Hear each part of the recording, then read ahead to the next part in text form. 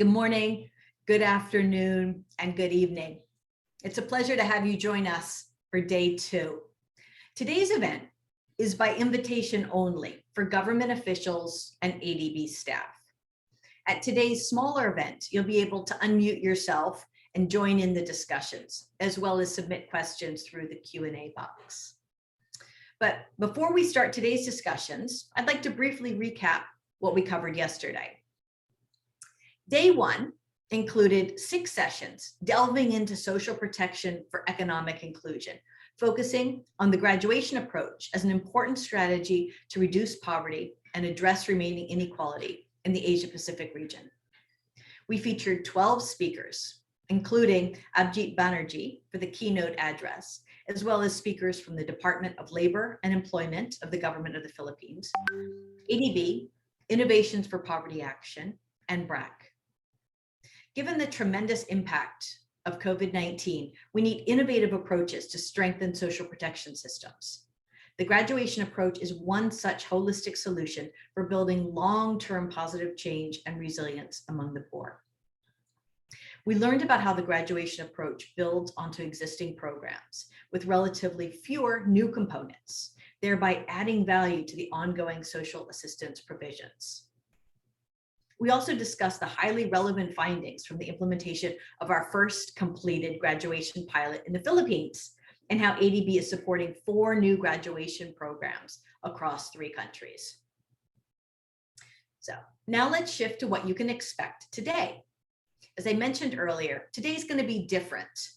For our closed door event today, we'd like to engage with you all to learn from your experiences with social protection systems in your countries, and to have our panelists respond to your questions and concerns on building and scaling robust economic inclusion programs adapted to your country context. On our agenda today, we have 1 presentation about scaling up the graduation approach in Bihar, India, before diving into 3 panel discussions on adapting graduation during the pandemic, using graduation with urban populations, and discussing challenges and solutions for implementing the graduation approach. So, to start today's discussions, I'd like to introduce my colleague, Karen Cheltzig, Principal Social Sector Specialist, East Asia Department from ADB, who's going to start us off with framing questions for day 2. Karen, over to you.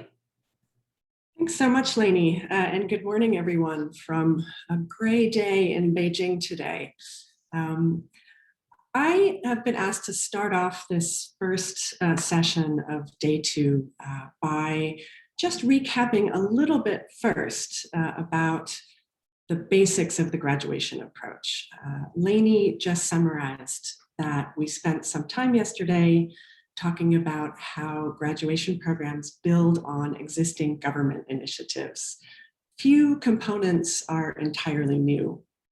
And since some of you might not have been with us yesterday, let me just recap very briefly that we are talking about programs that combine interconnected support services for addressing multidimensional poverty. These are programs for the poorest and most vulnerable.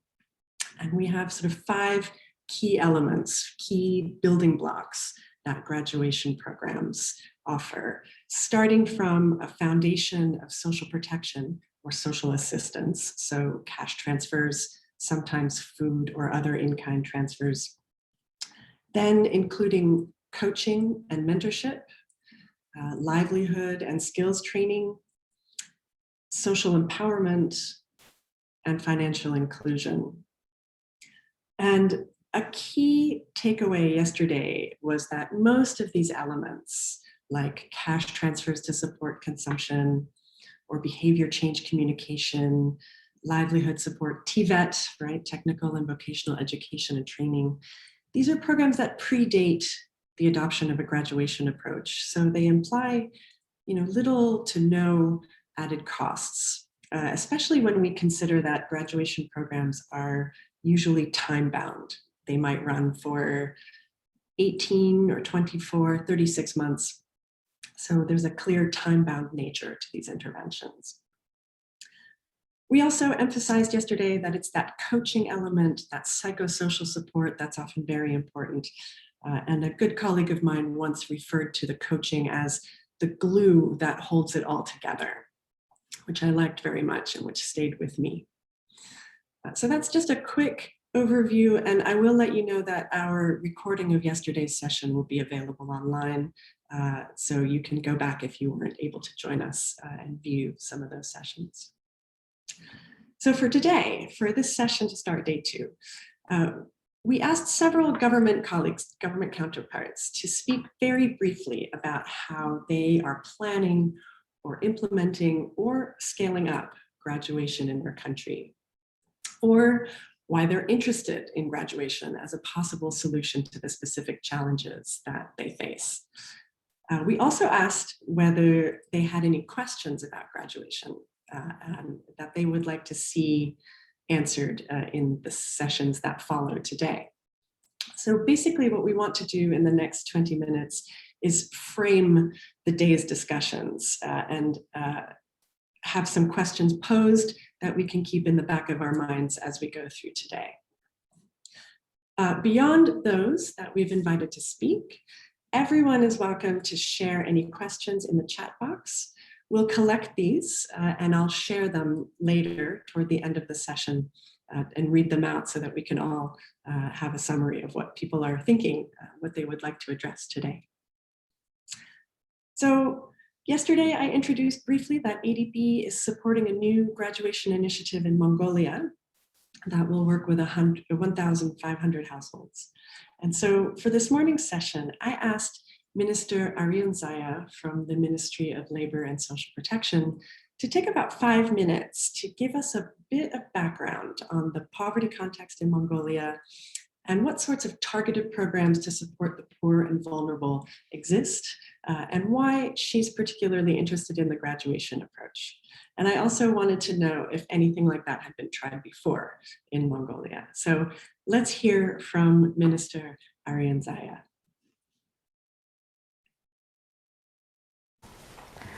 Thank you, Karen.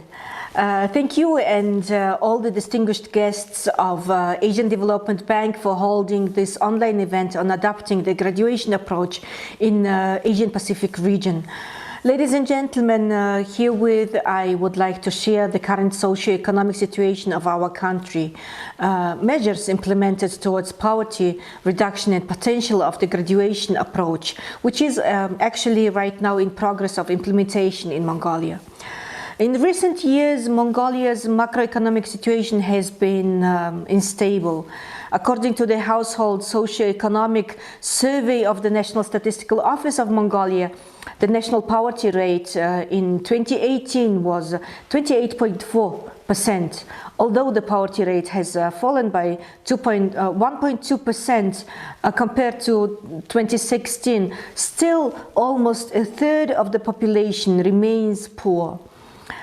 The economic hardship has directly and indirectly been affecting the livelihoods of low-income households, causing significant challenges. With the aim of reducing unemployment and poverty, the government of Mongolia has approved and been implementing numerous programs, especially during COVID time, starting from last year, April. For instance, National Program on Household Development Promotion and National Program for Development and Protection of Target Households. These programs aim to provide comprehensive service packages consisting of education, health, welfare, employment, and financial services based on household needs for improving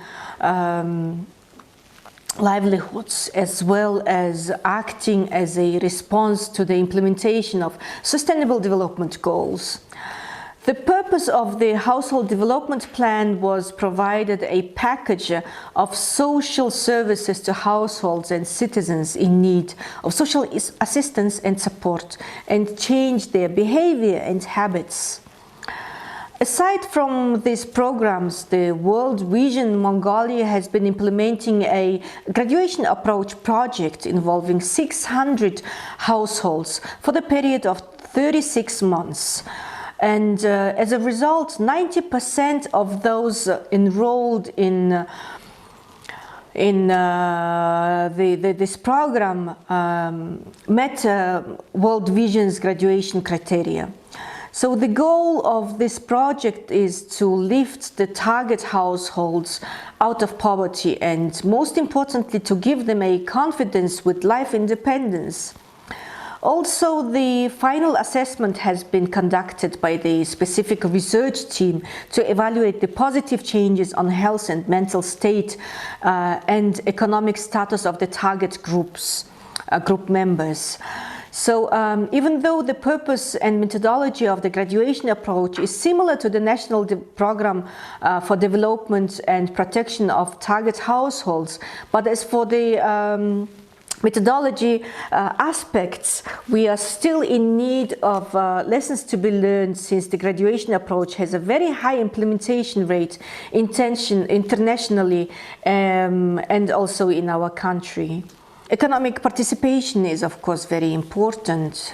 Since the poverty depends on multi-sided factors, only one type of poverty or policy, such as education, training, or financial support, cannot completely eradicate poverty. So therefore, multidimensional approach should be used rather than just cash distributions. With this, we highly anticipate that the life quality of many households in our country will be improved and strengthened through this approach. Especially, we learn also from our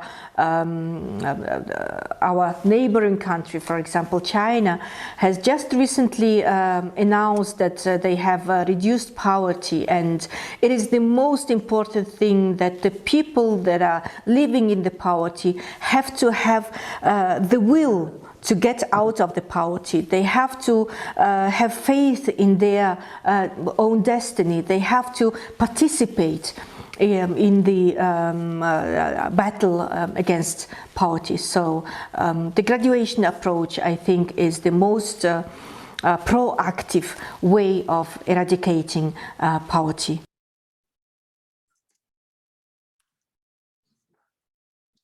That's great. You know, I was especially pleased to hear the emphasis on a proactive, multidimensional approach to poverty that includes cash but goes beyond. And I'm also encouraged to hear that ADB-supported graduation program build on and learn from several past initiatives, including both government and NGO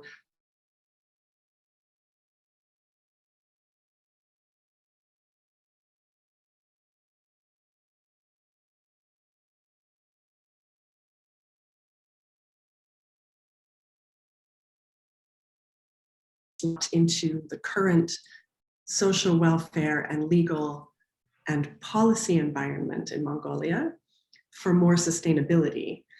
And second, how Mongolia can harness existing social welfare benefits, labor market programs, and other support services for poor households that exist. So let's hear a short response from the minister. Thank you, Karen, for your question.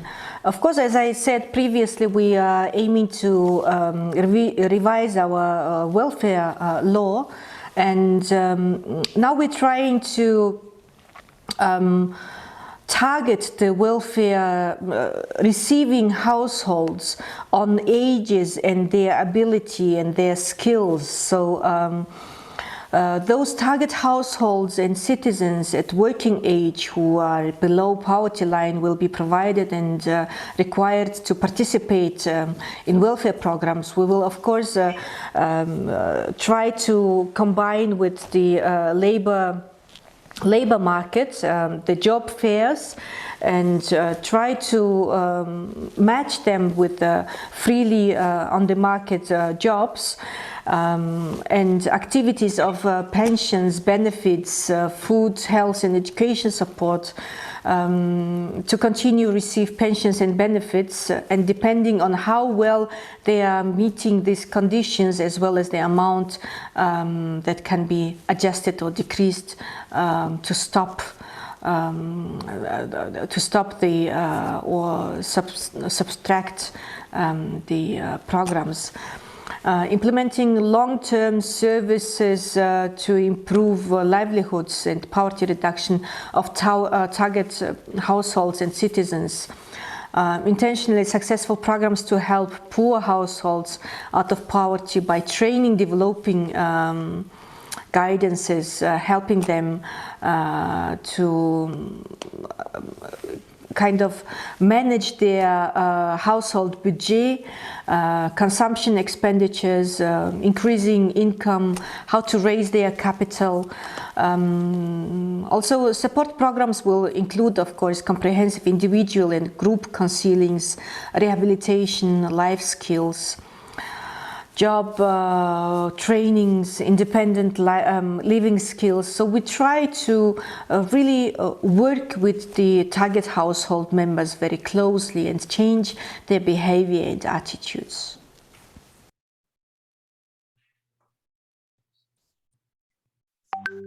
That is a wonderful response that really captures, I think, the multidimensionality and the different elements of graduation.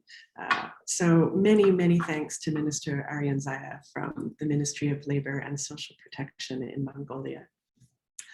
We also asked Mr. Alex Avila to join us. Mr. Avila is the Assistant Secretary for Labor Relations, Social Protection and Policy Support at the Department of Labor and Employment in the Philippines. For those of you who were able to join us yesterday, he gave us an overview of the lessons and the challenges and the opportunities, most importantly, presented by the pilot that we just completed together in the Philippines. I asked him if he would summarize briefly, but then also consider posing a question he might like to raise for government colleagues in other countries. As I mentioned earlier, we hope that these questions will serve as a guide and help frame the discussions today in the sessions that follow. Asik Alex, are you online and able to turn on your camera? Yes, good morning everyone. Thank you, Karen. So in my presentation yesterday, I said that our decision to participate in the pilot implementation of the graduation approach in the Philippines was made within the context of exploring a holistic livelihood model, something that is not really invented in our own backyard, that would give us a new lens through which we can assess the policy framework, program design, and the strategies, as well as monitoring and evaluation system of our Kabuhayan or livelihood program. My presentation and the presentations of Emily and Dresty and Marlo clearly showed that the pilot project in the Philippines has been successful, effectively offering useful insights for adaptation and the scaling of the graduation approach in other communities, not only in the Philippines, but in other countries as well. In addition to the concrete positive outcomes of the pilot in the Philippines and other countries which have experimented with the graduation model, what other evidences could be put forward to government policymakers and decision makers as they contemplate the desirability of adopting the graduation approach in government livelihood programs to help ensure convergence, resiliency, and sustainability in the process of operationalize whole of government approach to poverty alleviation. So I think that could provide important aspect for the discussion later. Thank you so much, Asik Alex. I appreciate it. Your question about what other evidence could be provided to other government counterparts who are considering integrating graduation, this holistic approach into their policies and programs is a very good one.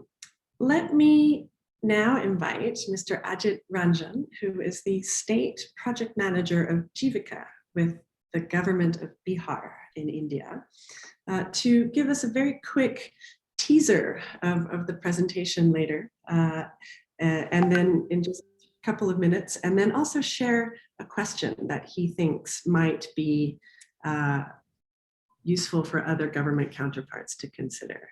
Mr. Ranjan, are you with us? Yes, thank you, Karen. So about Jivika, Jivika is a 10-year-old organization supported by government, and we work on the livelihood promotion as well as on an income enhancement of the poor. From last 2.5 years, we are working on the model of graduation in the entire state of Bihar. My question to the team will be that we are scaling up this graduation approach in the entire state, and following the graduation model, say 24 months or 36 months. So still, we are only a few months. In August, we will be completing around 2 years for some of the households. So we are looking for upscale this model in the entire state. So if we are looking, my question to the team is, when the government decide to upscale the entire intervention in the country or in the state, the integration within the system will be very crucial. Within the system, there are different government cabinets, and there are different objective of each of the cabinet objective, the ministries of objective. So how the integration will happen? The second question is, when we decide to upscale the intervention, there are a few course correction in between that, and being a government institution, it's very difficult to have course correction. It will influence so many people in the villages, in the ground. So how this model will work in the longer run when a government decide to upscale the interventions to 1 million of people. Say 1/3 of the people, Madam was saying that 1/3 of the people is under the poverty line. So how they're planning to upscale the intervention to 1/3 of the population, say beyond the pilot I'm speaking. Thank you. Thank you. Thank you so much, Mr. Ranjan. Those are excellent questions. How, when you're scaling up to a much larger population than some of these smaller pilots we've been doing, of course, we think they're large with 3,000 people, but when you start talking about 1 million people or 1/3 of your population, how do we sufficiently integrate the approach across government agencies and ensure interministerial coordination? And when we do decide to scale up to many, many more people, how do we do this long term? I think those are two very good questions that we should note and keep coming back to as we speak in our group sessions later on this afternoon. So I've seen some questions coming into the chat box, and so please keep them coming. But let me just read you a few that I have here. One comes in from the Employee Compensation Commission of the Philippines, where the question is, I'm wondering if social insurance was considered in the design of graduation, particularly in the Philippines. We now have a new policy including the self-employed for accident benefits. I'm not going to answer this question. I'm going to put it out there.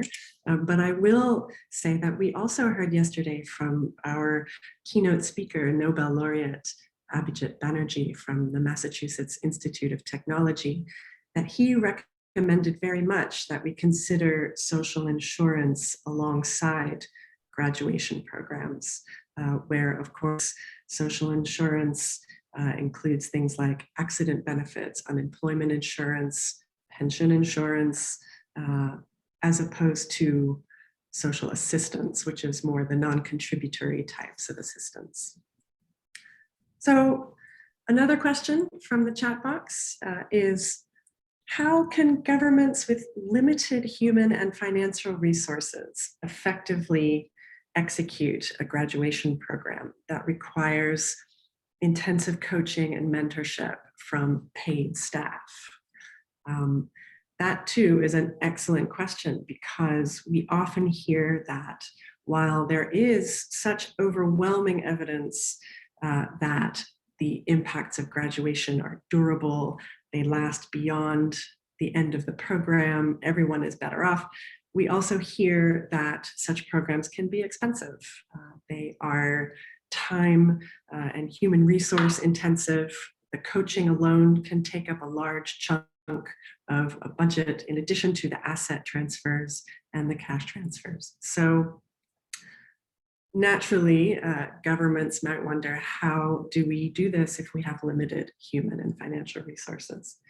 And since I can't help offering perhaps a few answers, there are different ways to try to bring costs down, and you can modify, for example, coaching modalities. In the Philippines, we worked with groups so that one coach looked after a small group, up to 20 maximum. And so instead of doing individual household visits, the coaches, the facilitators worked with small groups of participants. And so that naturally saved on their time and helped to bring some costs down.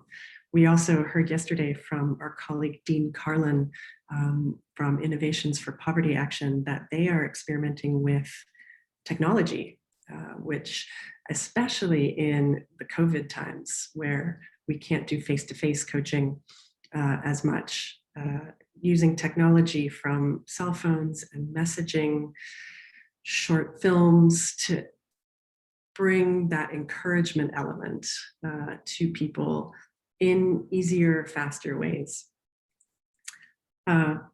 So let me ask one more question from the chat box. And this is one that was asked yesterday as well, which I find very interesting. I'm curious, how is graduation implemented in urban areas? In many countries, livelihoods of the urban poor have been the worst affected due to lockdowns and reduced demand. I hope this will be discussed in upcoming panels.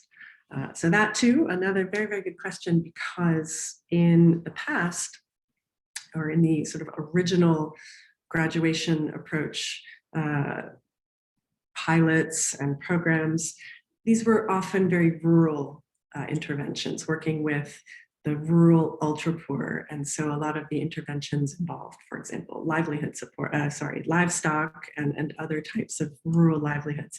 So as we move to focus on more urban areas, what are some of the challenges? What are some of the differences? So with that, since I've now outlined several questions, I would like to hand back over to Lainey, and let's move on to the next session. Thank you so much for participating, Minister Arinzaya, Asek Alex, and Mr. Ranjan.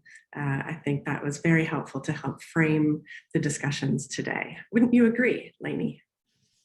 Absolutely, Karen. I was just going to say the exact same thing. So it really helps to take a step back and think about what the issues are that people want to have addressed today. And I think you and your guests have done a really good job in outlining where our direction is for today. And you've also given us a preview of our next speaker. So on today's lineup, we're going to start off in our series of government roundtables with a presentation. And our first presentation today is from Mr. Ajit Ranjan, who we've just heard from. He's going to tell us more about the work that he's doing in his presentation, Scaling Up Graduation in Bihar, India.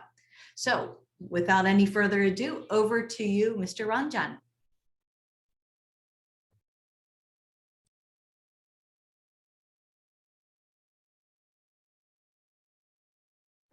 Hi, so thank you, Lenny.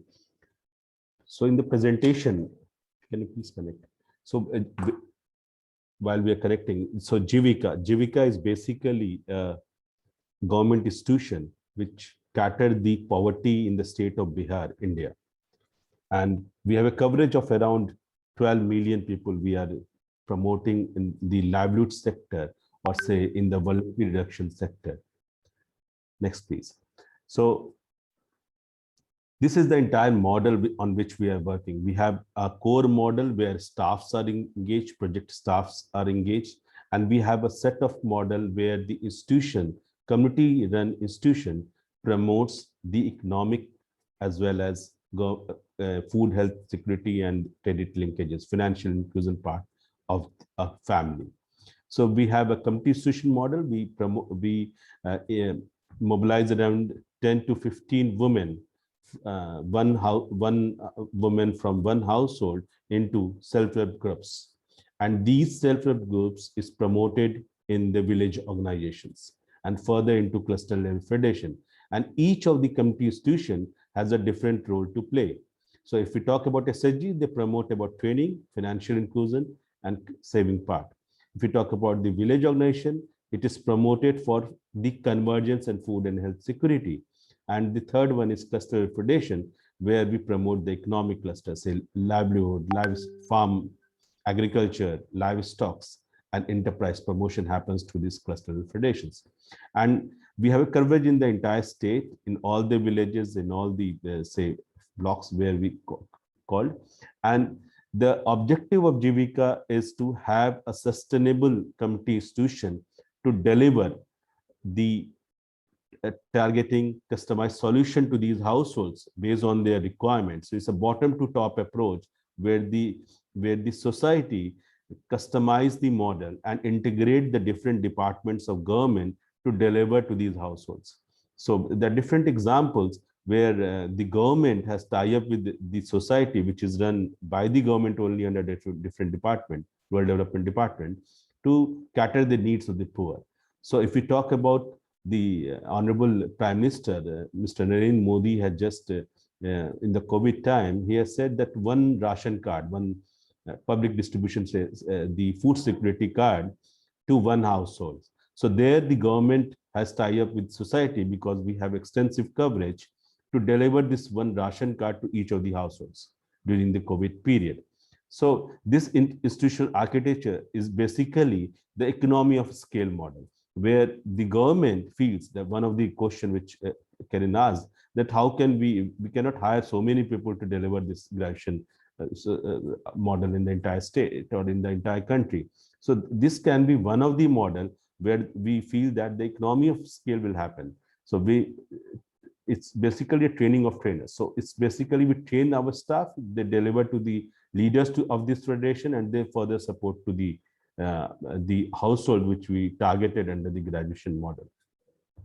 So this is the entire approach. And under Bihar, we have stationed the graduation approach. We have given the responsibility to the village organization, which is in the center, which is near to the community, and to handle the entire the model. So they identify the households.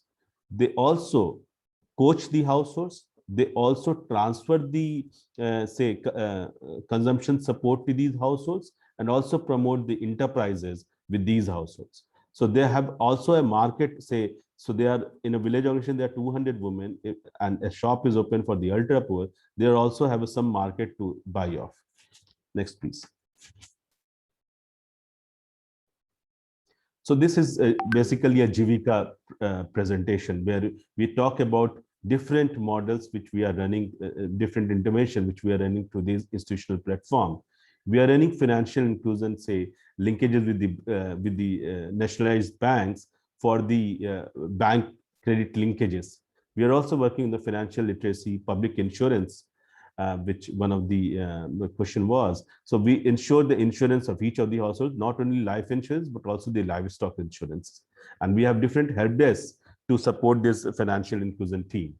We have also the digital financial services banking at the doorstep, which we really the business go up in the COVID time, where these financial ladies, digital financial ladies, go with their devices to the households and they give the cash to these households. So, and we have different sector also we are working where we promote the agriculture, livestock, and non-farm skill development, different programs. And here we integrate with the different departments to get the subsidy for the poor and ultra poor. Then we have producer companies, community-run producer company, where they promote the market linkage and cluster development. And on the voluntary reduction side, we work for the access to entitlement, food security, and health and nutrition security to these households. So we have different products, and we have different products of different agencies, government agencies, where we tie up to give the these benefits to the beneficiaries. Next, please.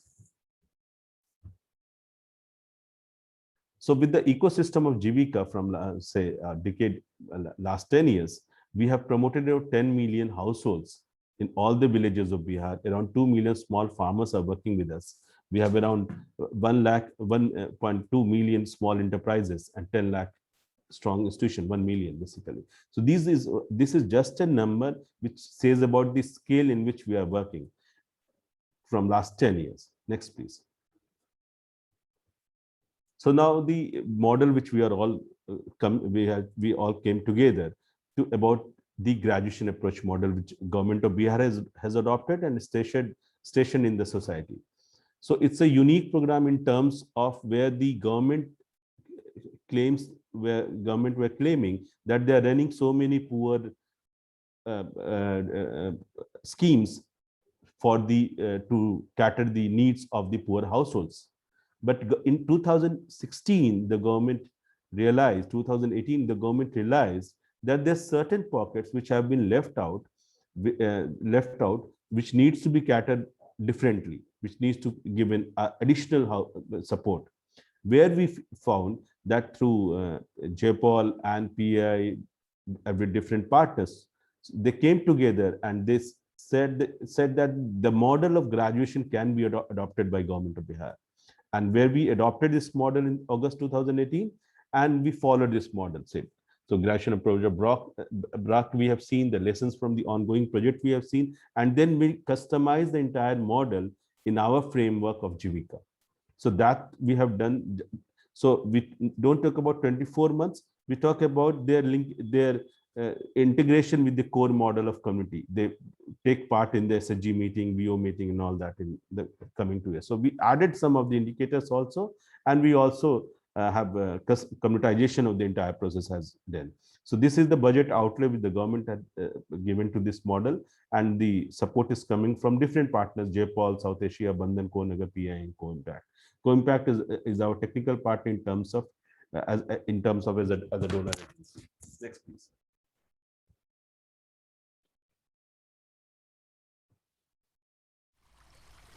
Once upon a time, far, far away in a small village called Kashipur in Vaishali, Bihar, there lived a woman called Mamta Devi. Her family consisted of her husband, 3 children, and aged in-laws. They were poor, so very poor. They worked very hard just to make ends meet. Things were already difficult, but each day circumstances seemed to get even worse. Mamta's husband became bedridden with epilepsy. Mamta worked as a daily wage laborer during the day and at nights stayed awake wondering how she could look after her family and herself. Now she was alone, hopeless, heartbroken, and had no means. Little did Mamta know that something was happening far away in different countries that would change her life. A program had been developed in Bangladesh by an organization called BRAC to help those women who were too poor to make small weekly savings to join an SHG. In this program, poor women were carefully identified based on their level of poverty and their capacity to rise up and run a business enterprise. Over the course of 24 months, these chosen women would be given not just some money in charity, but support in the form of a means of livelihood like livestock, businesses, etc. They were given not just a means of livelihood, but also training, confidence-building sessions, weekly coaching, savings encouragement, and access to health, education services, and other government entitlement. They were also given a monthly livelihood gap assistance fund support of 1,000 rupees for 7 months till their business could stabilize. Scientific impact evaluations of the model were conducted by researchers at JPAL and IPA across 7 countries. These involved a sample of 10,000 families and used randomized evaluations. They found that the program led to sustainable increases in income, consumption, food security, and well-being 1 year after all program activities ended. In fact, in India, where Bandhan Kaulnagar was the implementing organization, continued evaluation after 5.5 years found that the women were able to generate more income through diversifying into many tiny businesses. They had begun rising out from generations of poverty. This approach is called the graduation approach. All this as yet meant little to Mamta. But then something unprecedented happened in Bihar that would arrive right at Mamta's doorstep. After the prohibition in 2016, the government of Bihar decided to create a program based on the graduation approach to help these poor whose livelihood had been affected. The government of Bihar decided to allocate 840 crores or $120 million for the program, which is called the Satat Jivikoparjan Yojana. The whole program was deployed in close partnership with community-level institutions that endorsed the selection of the ultra-poor women, the assets, and also channeled funds to the beneficiaries. The program was designed to do something that had never been done ever before, to cover 100,000 ultra-poor households and help them graduate out of poverty. The government deployed this program themselves through Jivika, BRLPS. Since 2006, Jivika has been actively working to reduce rural poverty through women's collective action and have helped set up more than 10 lakh SHGs as of today. Groups of women supporting each other with savings, loans, and collectively to grow businesses and their own voice. Jivika supported these groups of women to federate and form village organizations or VOs. The VOs are local business hubs and active community institutions and well placed to help identify, endorse, and support the poorest women in their villages. The VOs are a vital support for Satat Jivikoparjan Yojana at the most local level. A new cadre of frontline workers were trained and equipped with a mobile phone app specifically to deploy the Satat Jivikoparjan Yojana program. They also arrived at Mamta's village. Mamta joined a confidence-building course, a livelihood planning process, and weekly coaching and mentoring, where she learnt about the options available to her under the program. She expressed her desire to learn goat rearing and participated in a 3-day enterprise development training on livestock. She was also given financial assistance to buy a goat and buffalo. This is the real story of Mamta Devi from Kashipur. 2 years into the program, her combined assets have increased substantially to a current value of 33,550 rupees or $440, and the family now receives a consistent income of 5,000 to 6,000 rupees or $66 to $79 per month from the sale of milk and manure.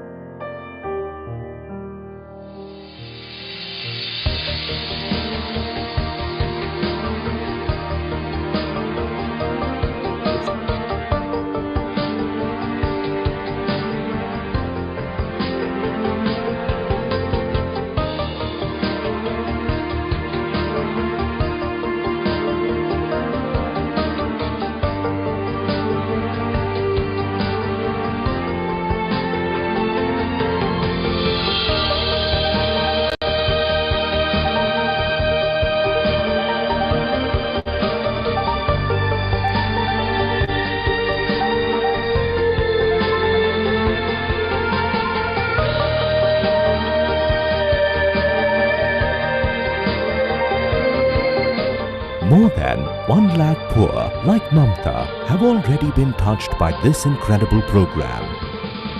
Never before has a government operationalized the graduation approach at such a large scale, integrated with community institutions.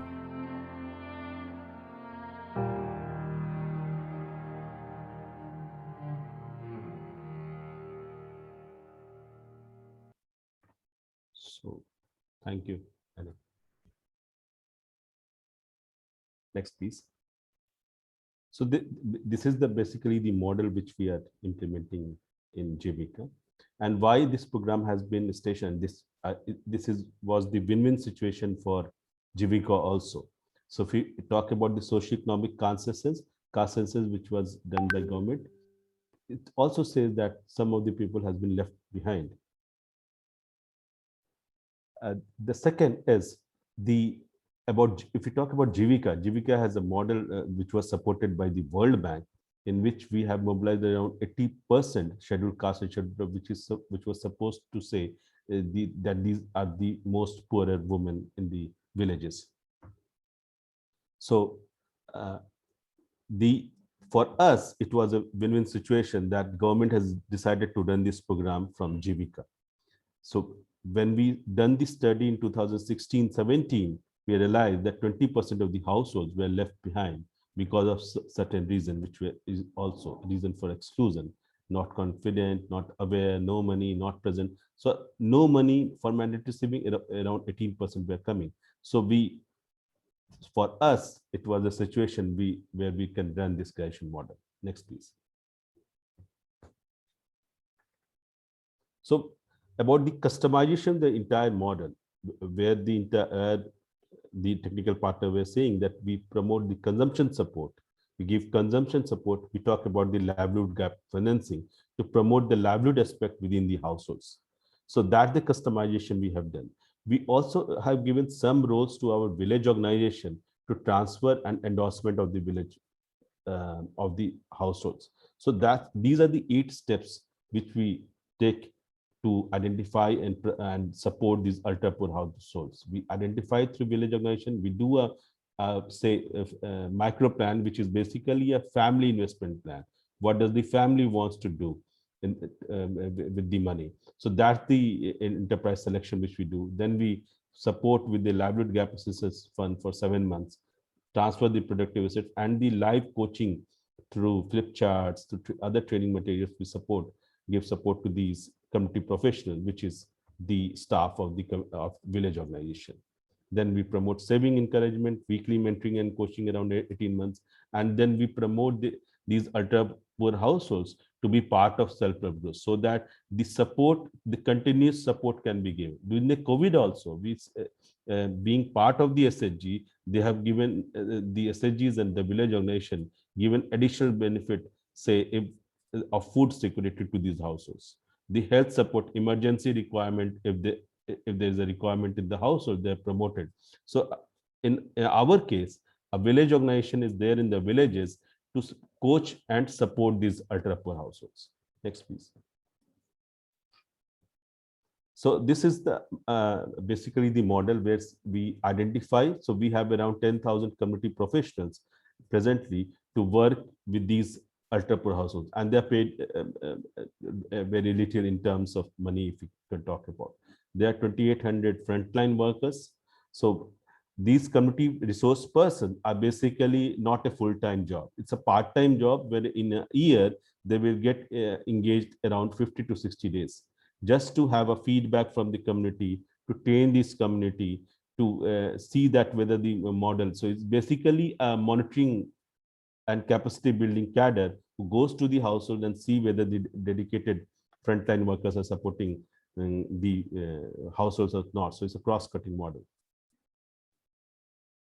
So then we promote about the enterprise training with micro planning, and then we have a mentoring for 18 months. We have a phone-based MIS setup to register each household. So we have a longitude and latitude of the entire households where they are based, what their enterprise are promoting, and if the MRPs are visiting, we can get to know through this mobile app whether they are going and making attendance at this point. So we are using the technology part also. We have a different set of flip books and books of record for consistency, to have a consistency in the scaling up of the entire model. So we have a different set of books and the manuals also. We have also village organization in the village only to see whether these households are getting benefit from the model or not. So we have different, so we have customized the entire model in our respect in terms of the availability of the project the model which we are already promoting from last 10 years. Next, please. So these are the key achievements. We have already shown in the video that around 1 lakh, more than 1 lakh ultra poor households has been endorsed. They have been trained, and they're supported by master resource person, which we say about the cadres, which we mentioned. We have already transferred some of the productive assets to these households. Now we are giving them the second tranche. So some of the ultra poor has already been graduated, and they need additional support. So we are linking them with the bank, and as well as the project fund is also going as a loan part to these households, some households. And then during the COVID period, if one of the photograph you can see that during the COVID period, we realized that these households need additional support. So we customize, and we have taken the permission from the government to have a cash transfer to these households. So we have given around 2,000 rupees to these households in terms of INR to these households during the COVID period, along with the the rations to these households.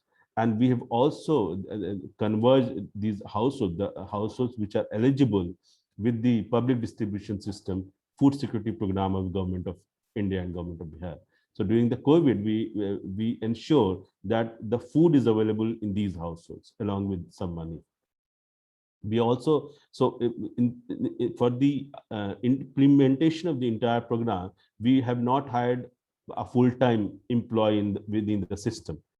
So we have hired 50 young professionals from the premier institutes of India, and we have placed them in different districts and different places to support the implementation. And they will be hired for only till the project is live. So till the support, the financial will get support from so they have a maximum, say, contract with the societies for 5 years. And we have 200 plus block resource person engaged in the promotion of these livelihoods. Next, please.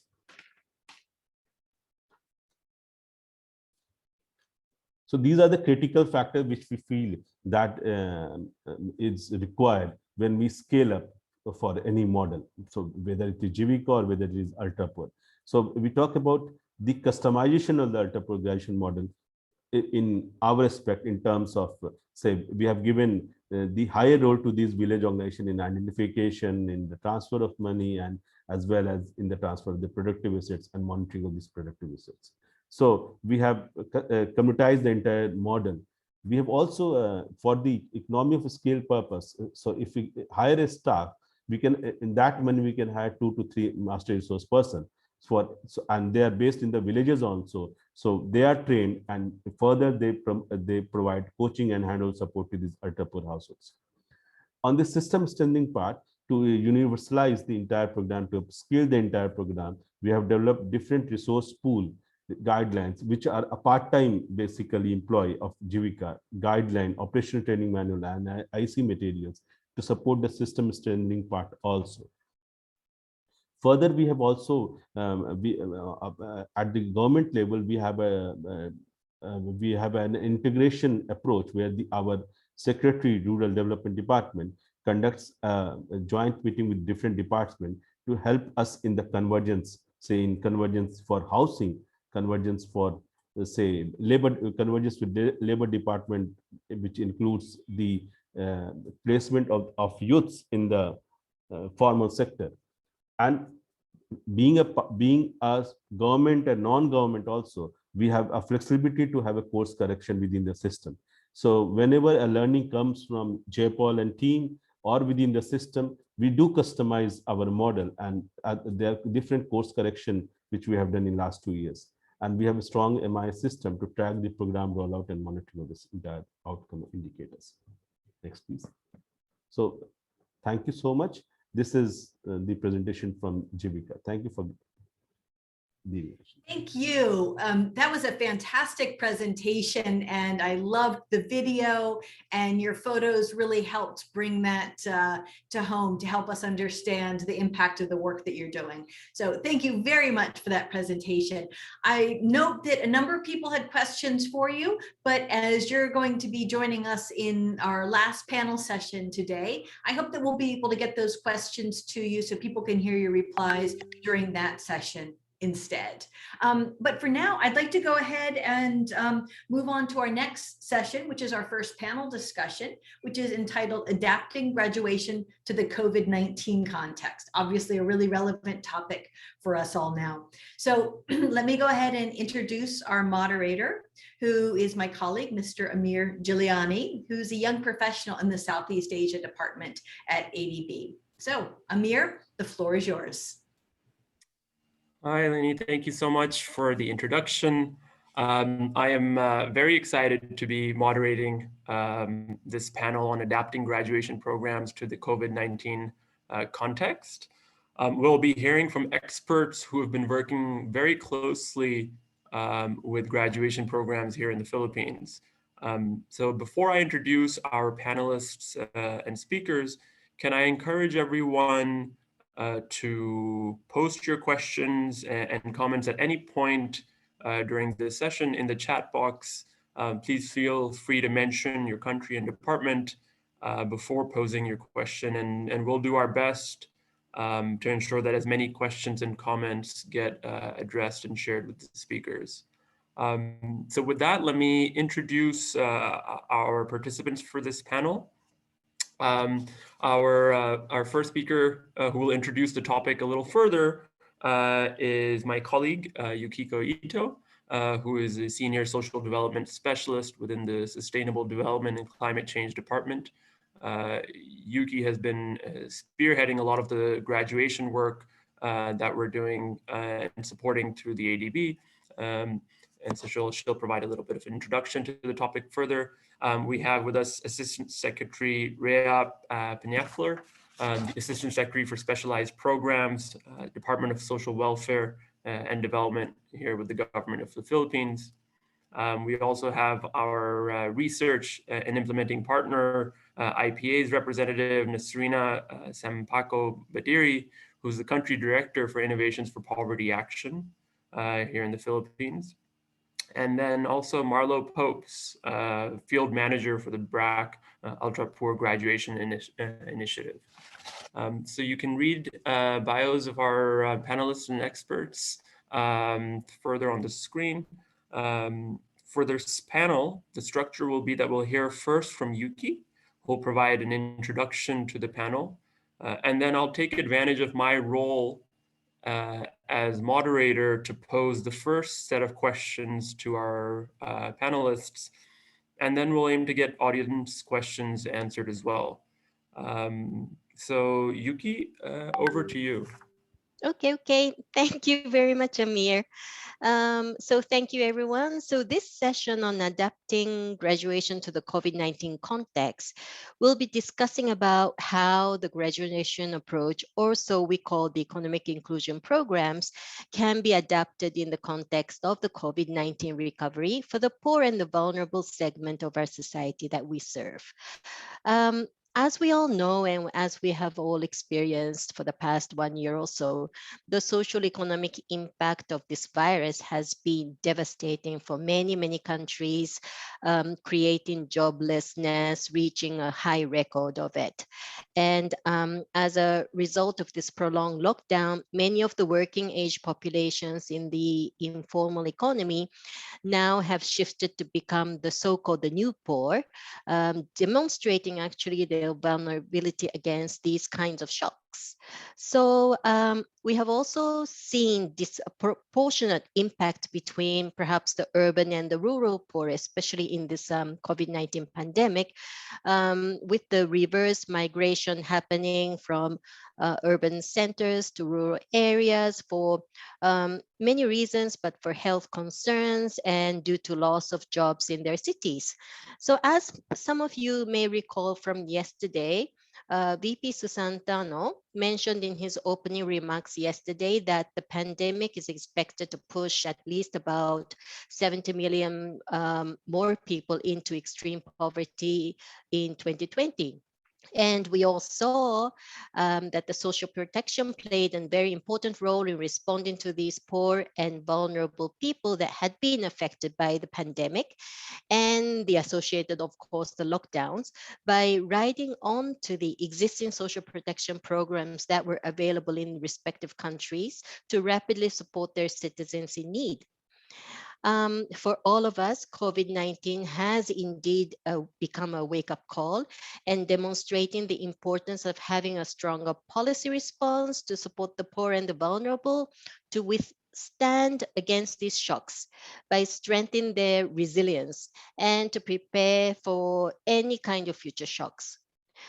But as the countries move toward transitioning with medium to long-term recovery strategy, the graduation approach through the sustainable livelihood programs can support the social economic recovery and rehabilitations of these affected families through perhaps livelihood assistance grants that is in combination with transferring the technical know-hows, as well as through enhanced savings for financial resilience to buffer against any kinds of unanticipated household shocks.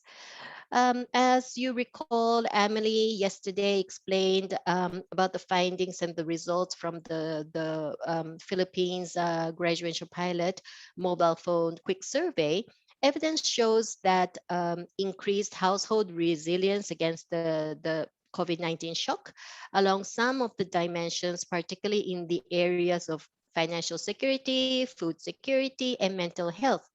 So based on this, for this session, I look forward to the discussions and learning about some of the clues that lies around the graduation approach that can be adapted to respond to COVID-19 or any other future shocks, and what features of the graduation approach might potentially contribute toward the recovery and building resilience of these poor and vulnerable households in the long run. So with this context in mind, I would like to return the floor back to Amir. Over to you. Thank you. Thanks, Yuki, for that helpful introduction. That's very useful. So with that, I'd like to pose our first question to Asikrea, if that's okay. I think our government counterparts here would be very interested to learn a little bit more about what are some of the key lessons and takeaways that governments can take away from the Philippines experience, and specifically how graduation is being integrated within existing government programs like the Department of Social Welfare and Development's Sustainable Livelihoods program. So Asikrea, over to you.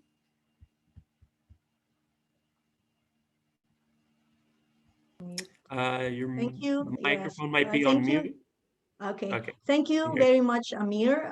First of all, I would like to say good morning to the ADB team, the BRAC, IPA, my colleagues in the public service, and all of you who are present virtually in today's event.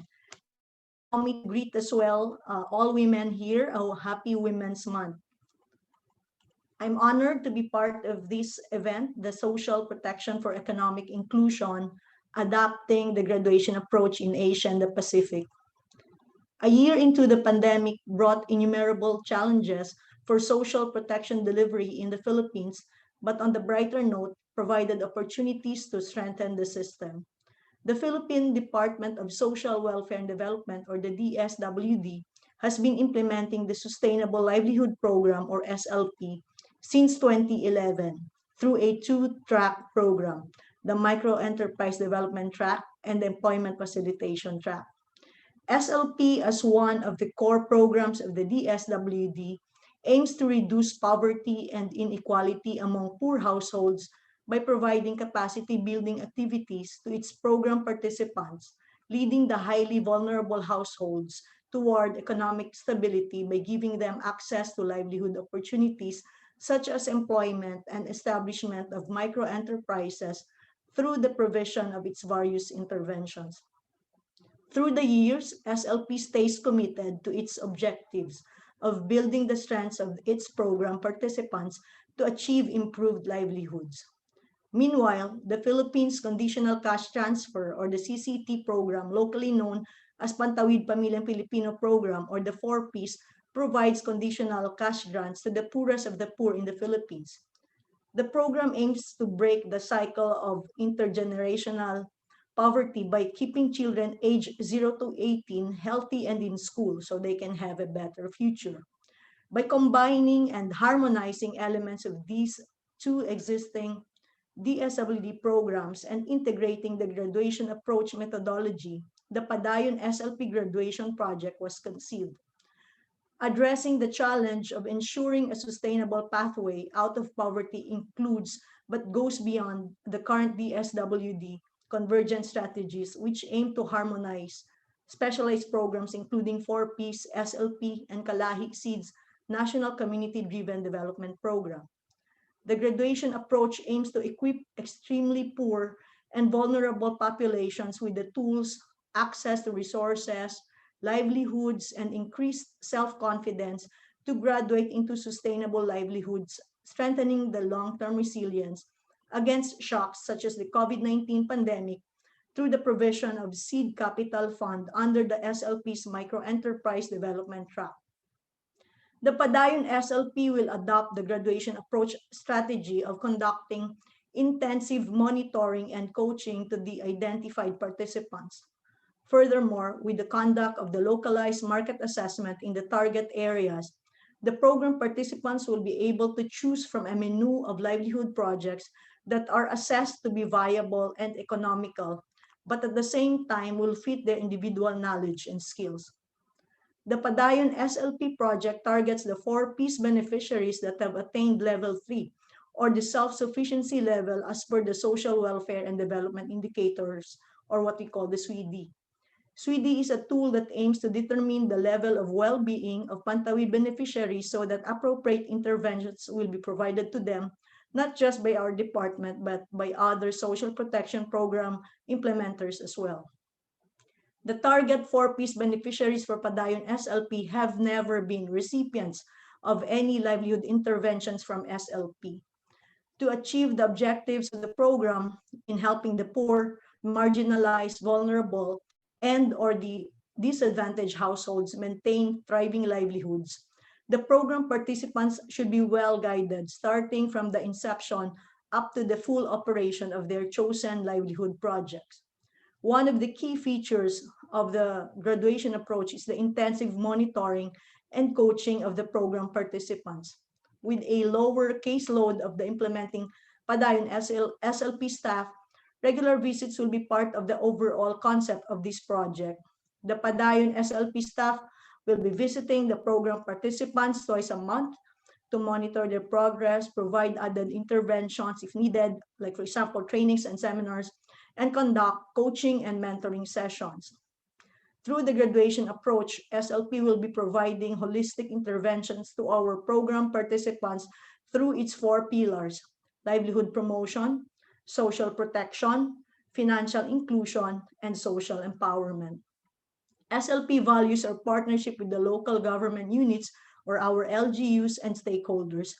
Thus, our regional offices commit to maintain close coordination during the entire duration of the implementation. The assistance of our partner LGUs and other stakeholders, the strengths, weaknesses, opportunities, and threats of each proposed livelihood will be identified to aid our program participants in choosing the right livelihood project. This will help them prepare for the unexpected threats, climate-related risks, and other economic or environmental disturbances. As the DSWD is preparing for the forthcoming full implementation of the Mandamus ruling, the department acknowledges the pressing need to capacitate the LGUs with the policies and guidelines in the implementation of the various programs of the DSWD. One of the identified DSWD programs that will be devolved to the LGUs in calendar year 2022 is the SLP.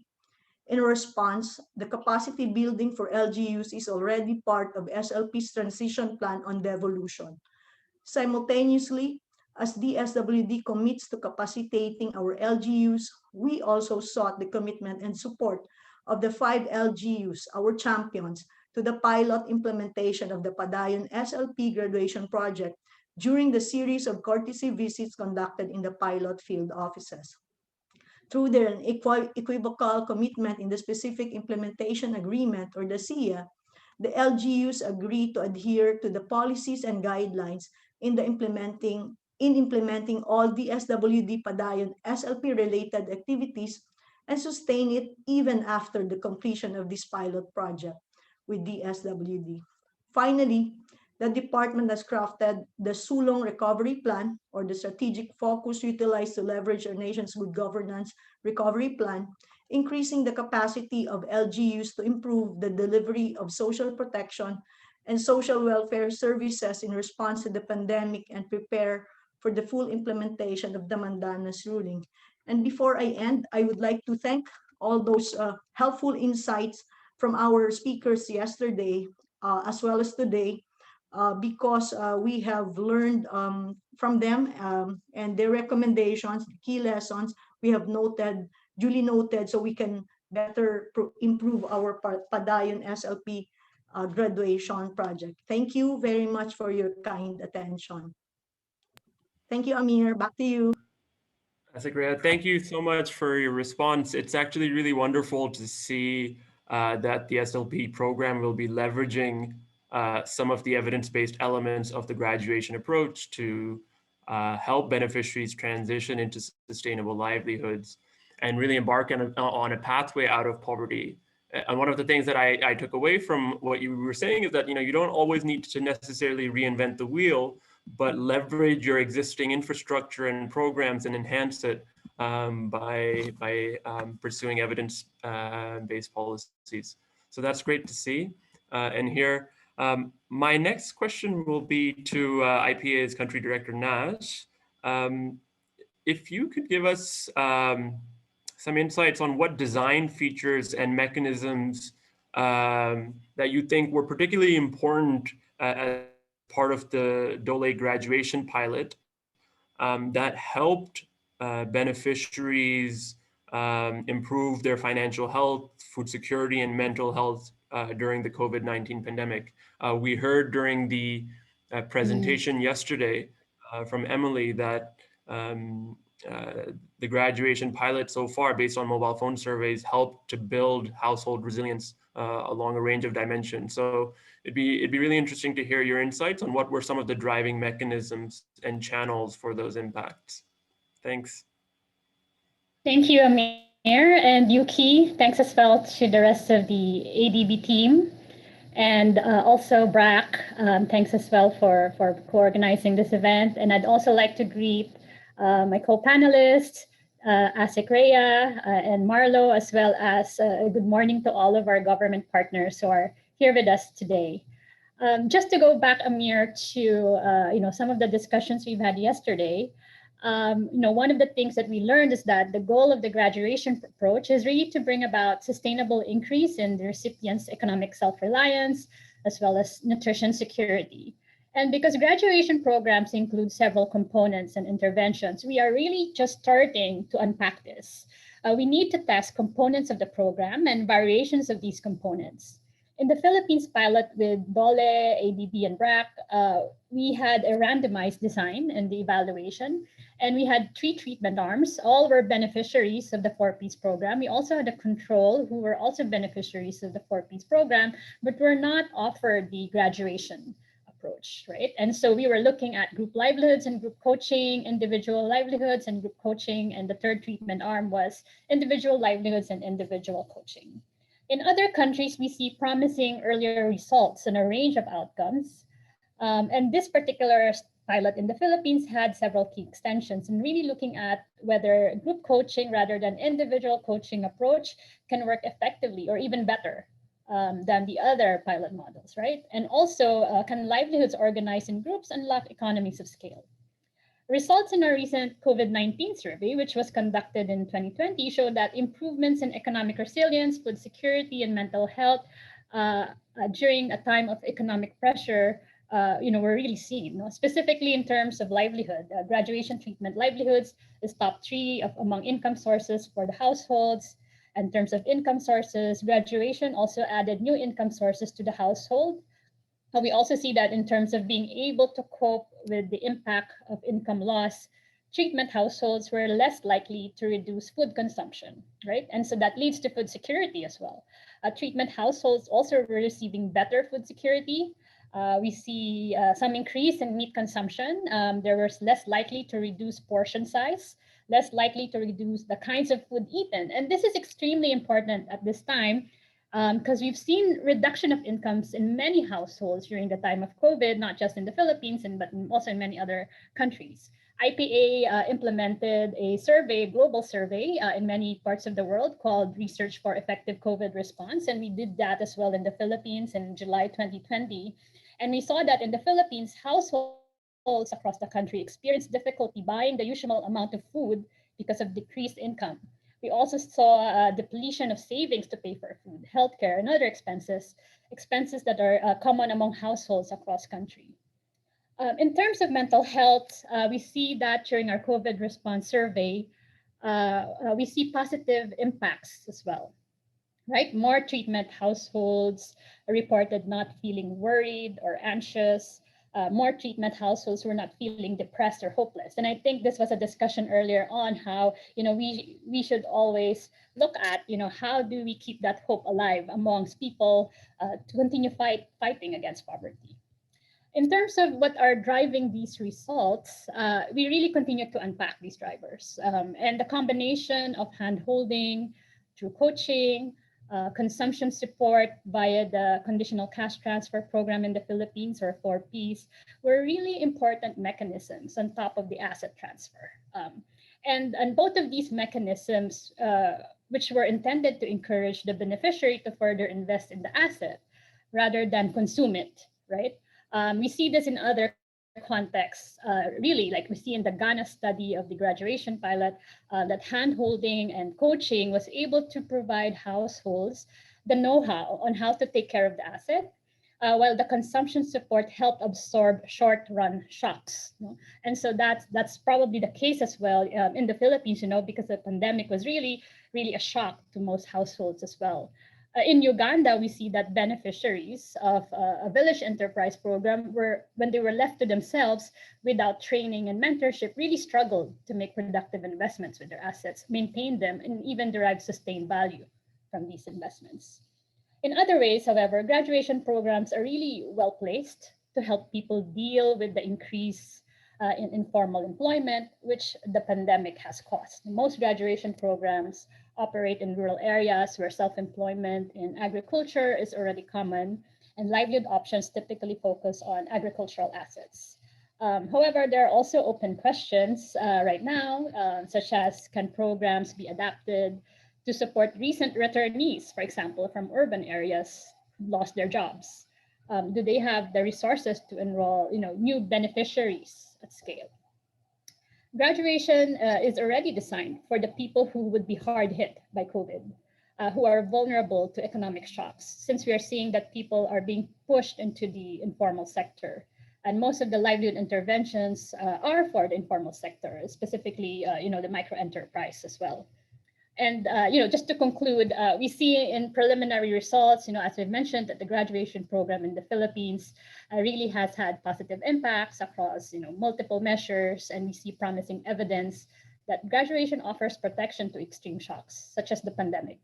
And we're very excited at IPA because we are planning an end line with ADB in the next few months. And it would be really exciting to see the results of the program almost a year after the conclusion of the pilot. And so we very much look forward to that. Thank you so much, Nash, for providing those insights, and also for raising a few unanswered research questions. So it's, I guess, important for us to remind ourselves that the research agenda is certainly not finished. There are a few open questions that all of us need to get a better handle over. And so it's great that we have partners like IPA to help us get better answers to those questions. We're also very much looking forward to the Endline survey later this year. And as we get results from that, which will sort of dig a bit deeper into detailed income and expenditure surveys and some of the deeper results, we look forward to sharing them with all of you as well. So let me turn now to Marlo. And I have to also just remind myself and our panelists that we need to try and speak a little slower, just for the purposes of helping our translators and interpreters. Marlo, my question for you is, how has the Dole graduation program in the Philippines adapted to mitigate some of the challenges specifically posed by the pandemic? In what ways did you have to adapt your programming? Thank you. Yeah. Good morning, everyone. Thank you, Amir. So in the context of the Dole graduation pilot and its adaptation to the COVID-19, in response actually to the global pandemic and its impact on the participants, most especially on the activities of the Dole graduation pilot, we were able to determine specific ways to adapt the design to address the effects of the pandemic. We implemented some measures based on the four BRAC graduation pillars to ensure that the response is comprehensive and it contributes to the welfare of the participants and the households. The Dole pilot remained committed, even though there were lockdowns, there were uh, movement restrictions, to build the resilience of the graduation pilot participants, while we have to maintain safety and also with the minimum health standards being implemented in the community. So, but after the lockdowns have been lifted, we were able to do a quick round of assessment of all the households, and we found out that there were varying effects to the households of the lockdowns and the COVID-19 restrictions. So we saw that in terms of livelihoods, there were lower foot traffic, there was a loss to decrease in income and savings, and it's likely to lower the overall demands for goods and services. There were also limited access to resources to run their livelihoods, and that would have been the biggest barrier to livelihoods growth. So what we did to support the participants to counter those effects was to provide those who have lost or significantly reduced the livelihood provided by the pilot some assistance in terms of training, and to provide interventions regarding diversification, because we saw that there were some participants who have already to try to diversify from their original livelihoods in order to fit the current context of and also to counter the effects of the lockdowns. So there was an emphasis in diversification as a way to build resilience and to provide specific guidance in terms of the new livelihood assets that they would be accessing into the community. There were also additional support to participants who have food-based livelihood by providing additional training or retooling related to food preparation and vending with considerations to hygiene practices and social distancing guidance. And added training on marketing, on how to attract customers after the COVID-19 lockdowns or after the community quarantines were lifted. So other than providing retooling sessions, there's still an intensive support in terms of guidance on how to run their livelihoods. In terms of social protection, we saw that there was an increase actually in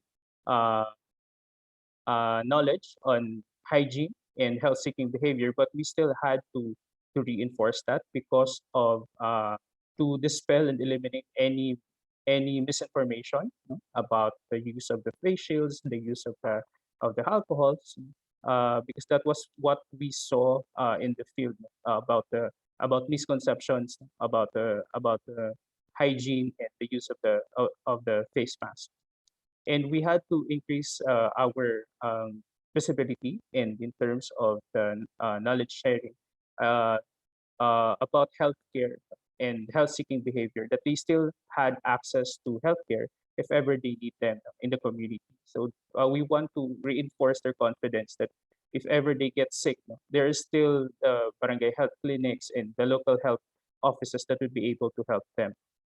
In terms of financial inclusion, we saw that there was a reduction in existing savings and liquidation of assets, and increased likelihood of seeking or taking credit. So what we did was to conduct refresher trainings also to emphasize how to build emergency funds, especially if there will be future quarantines. increased messaging on the importance of saving during coaching sessions, as what we did also with the remote coaching sessions and phone touch-ins. Conduct training on indebtedness, risk of taking credit and borrowing loans, with emphasis on ways to create and map repayment plans. So even though there are participants who really need to take loans, what we did was to help them, to map out how to repay those loans. And also explore viable options for microinsurance and offer in as an option to manage their risk. So within the community, there are a lot of MFIs, a lot of services that have been offered in terms of microinsurance and savings. What we did was just to map out these options and help the beneficiaries choose the best product that is available for them to avail. In terms of the social empowerment pillar, participants have experienced decreased. We see that there's a decrease in psychosocial support because of the migration of their other family members, and there's a decrease in wellness. Some decrease in wellness in terms of mental health because of the quarantine effects and the movement restrictions. So what we did was to still continue the check-ins with the participants and the households to provide necessary support. So we were able to call them even though we're not able to meet them physically, and just to check in about their current health of the household, if there are any assistance that they have not yet received, because they're entitled to the social amelioration fund provided by the government. So there are beneficiaries who reached out to us that they were not able to get those assistance. So we're able to connect with the local DSWD representatives and help them correct their records. We also had to conduct group coaching in small clusters of 5 to 7 participants to ensure that we were following the local health protocols. And we were able to designate a cluster focal person to maintain contact and do remote check-ins when needed, because we were already thinking of future lockdowns or future travel restrictions. So we implemented what Lauren mentioned yesterday, the phone tree method, wherein we determine a person who has a mobile phone and as a point person for the community that we can touch into whenever we needed to check in with the beneficiaries. So I think those are the modifications, enhancements that we implemented to the DOLE graduation pilot to counter the effects of the lockdowns brought about by the COVID-19 pandemic. Thank you. Thank you so much, Marlo. It's really great to know that activities did not just end and that we were able to actually continue despite many of the constraints and challenges posed by the pandemic. So I have been monopolizing the Q&A session, and as with most monopolies, I think these run into inefficiencies if I keep continuing. So let me take a few questions from the audience. We have, I think, time for one last question, so I'll pose that to Asakrea. The question for you is, can you tell us if you can address what is most challenging about a government implementing graduation that might cause these type of programs to fail, particularly in the context of external shocks, such as the one posed by COVID-19? Thanks. Thank you, Amir. Thank you, Miriam, for the question. First of all, the first challenge, of course, is that we have to operate in the new normal as COVID is still with us at this time. And these challenges that we face, or that we will face, would be, number one, ownership of policymakers as to this program, the graduation approach. There's a need for them to understand and own these programs so that they're also able to put their money, meaning to say they can fund as we scale up, because of course this what we have now, the SLP, the Padayon SLP is only a pilot implementation in 5 local government units. Also, the response of our beneficiaries as to the methods being used, how we are able to capacitate them, and the trainings provided to them. and as well as the stakeholders' role in implementing the graduation approach. So there's a need also to look at that. And this to me is one of the challenges. Also, one of the factors is the resilience capacity of the target beneficiaries and their communities, since Filipinos are known for their resiliency to external shocks. But when their capacity to absorb such shocks is weak or not supported by adaptive recovery assistance, then failure might be prevalent. Further, the prevalence of multiple external shocks due to climate change is also a huge challenge, which target groups are the most vulnerable. Right now, I am in Boracay for the Boracay Interagency Task Force, and I would like to share that we have funded 9 SLPAs, Sustainable Livelihood Program Associations, but from yesterday's meeting, 5 out of the 9 are temporarily closed or not operational. So meaning to say, we have to review on why these things happen, and this poses a challenge to us as we continue to implement the Sustainable Livelihood Program, and how do we improve? Where did we go wrong? Because supposedly our support to them, this Sustainable Livelihood Program, is supposed to ensure that they will not fall from this risk of being poor again by supporting themselves, because there's already this SLP, and yet they were not able to operate or to continue with what was given to them by the government.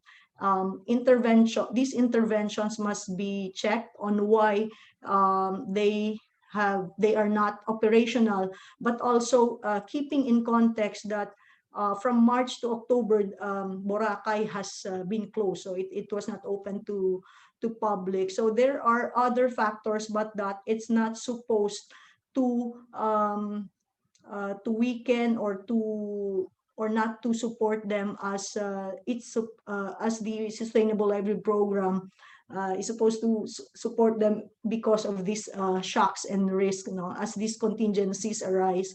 From there, we hope that from the SLP's point of view, we want to reduce the risks of extreme poverty, and of course improve the lives of our beneficiaries, but at the same time our intervention should really be applicable to the call of the time in this time of the pandemic. So there, Amir, thank you very much.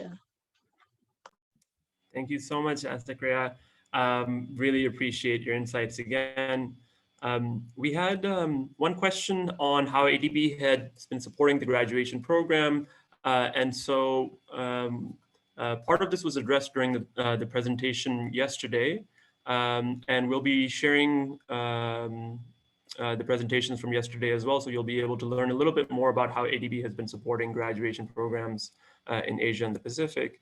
And our graduation annual report also has a few additional points in there about ADB support. So that should offer a little bit more insight. Unfortunately, we don't have any more time for questions as part of this session.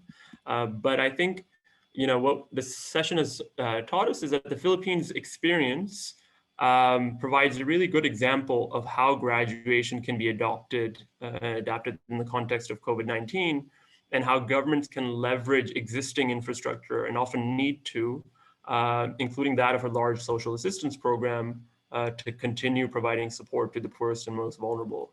As Astakrea mentioned, government ownership is extremely important, along with political will and commitment. And so those are some important lessons that we'll take away from this session. So I want to thank all our panelists for joining this panel. Thank you so much for your insights. A few of you will be participating in later sessions as well. So we look forward to hearing from you. I hope all of you can stay on and keep asking questions and remaining active. And I'll now hand over to Lainey to close the session. Thanks.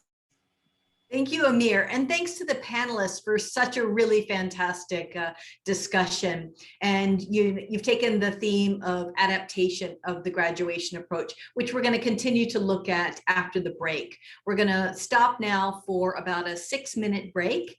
And we'll be back at 10:45 a.m. Manila time.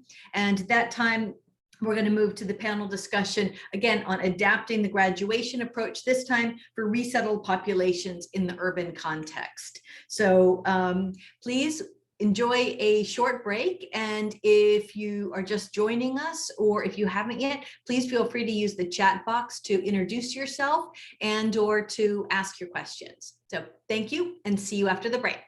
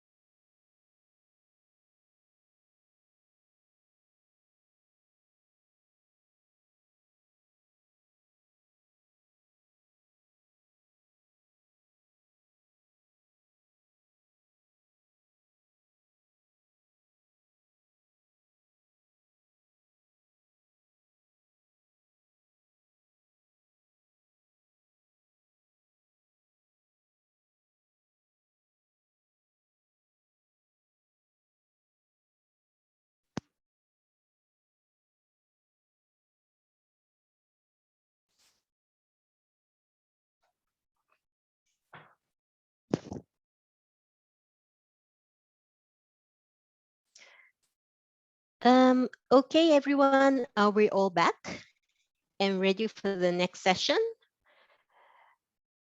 Okay, so welcome back, everyone, to the session, Adapting Graduation for Resettled Population in the Urban Context, which will be moderated by my colleague, Michiko Suga, Senior Social Development Specialist at Southeast Asian Department of ADB.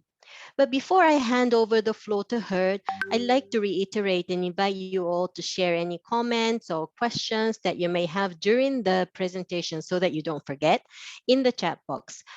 We will try, depending on the time that we will still have remaining, to select a few questions and then try to address those queries to the presenters themselves. So the floor is yours, Michiko. Are you online? Yes, thank you, Yuki-san. And hello, everyone. Thank you for joining today from around the globe. I'm particularly excited to moderate today's second panel discussion, which will focus on adapting the graduation approach in the context of urban resettlement and applying this methodology to people who are or who will be resettled. I'd like to remind everyone in the audience to take this opportunity to ask questions to what I call the Oracle of Knowledge on resettlement and graduation approach. Today's speakers are leaders in this area with a rich background and a vision on the application of the graduation approach in the urban resettlement context. Please feel free to share your comments and questions at any point in the chat box. And don't forget to identify yourself with your name and country. We will do our best to address as many questions as possible. If you would like to ask a question directly, and I encourage you to do that, please raise your hand. And if time permits, I will call on you to share your question directly to the panelists. It's my great pleasure to introduce Ricardo Carlos Barba, who is a principal safeguard specialist in the South Asia Department of ADB, and he's known for his many contributions to the discourse on graduation approach and resettlement. Ricky will kick off this panel discussion with a presentation on involuntary resettlement and graduation. After Ricky's presentation, we will have a panel discussion with an excellent set of panelists consisting of 3 individuals who I would like to quickly introduce. I think someone is unmuted and we're having some background noise. So if, all right, if you could unmute yourself so we can hear the speakers. So the first speaker is Mr. Timothy John Batan, who is the Undersecretary for Railways in the Philippines Department of Transportation. Currently, Mr. Bataan and his team are pioneering the implementation of the Japan-funded poverty reduction project, applying the graduation approach in the urban resettlement context for the Malolos-Clark Railway project. Today's second panelist is Mr. Neil Devasahayam, who is the head of technical programs at World Vision in India. And our third panelist today is Mrs. Julie Kedrowski, who is a technical advisor for the BRAC Ultra Poor Graduation Initiative. Now let me hand it over to Ricky to kickstart the panel discussion. Ricky, the floor is yours. Thank you very much, Michiko. Thank you very much, everybody. I'm Ricky Barba. I'm a safeguard specialist at the South Asia Regional Department. And I'd like to introduce this topic of resettlement and graduation. And I have a slide deck just to ensure that I'm not speaking too fast and the interpreters can interpret based on the slide set. Thank you. Slide 2, please. So I wanted to explain involuntary resettlement in the context of the risks because this is an important entry point to graduation. So in ADB projects, as well as all projects, be it donor-funded or government projects, we always aim to minimize or avoid physical and economic displacement. That's involuntary resettlement.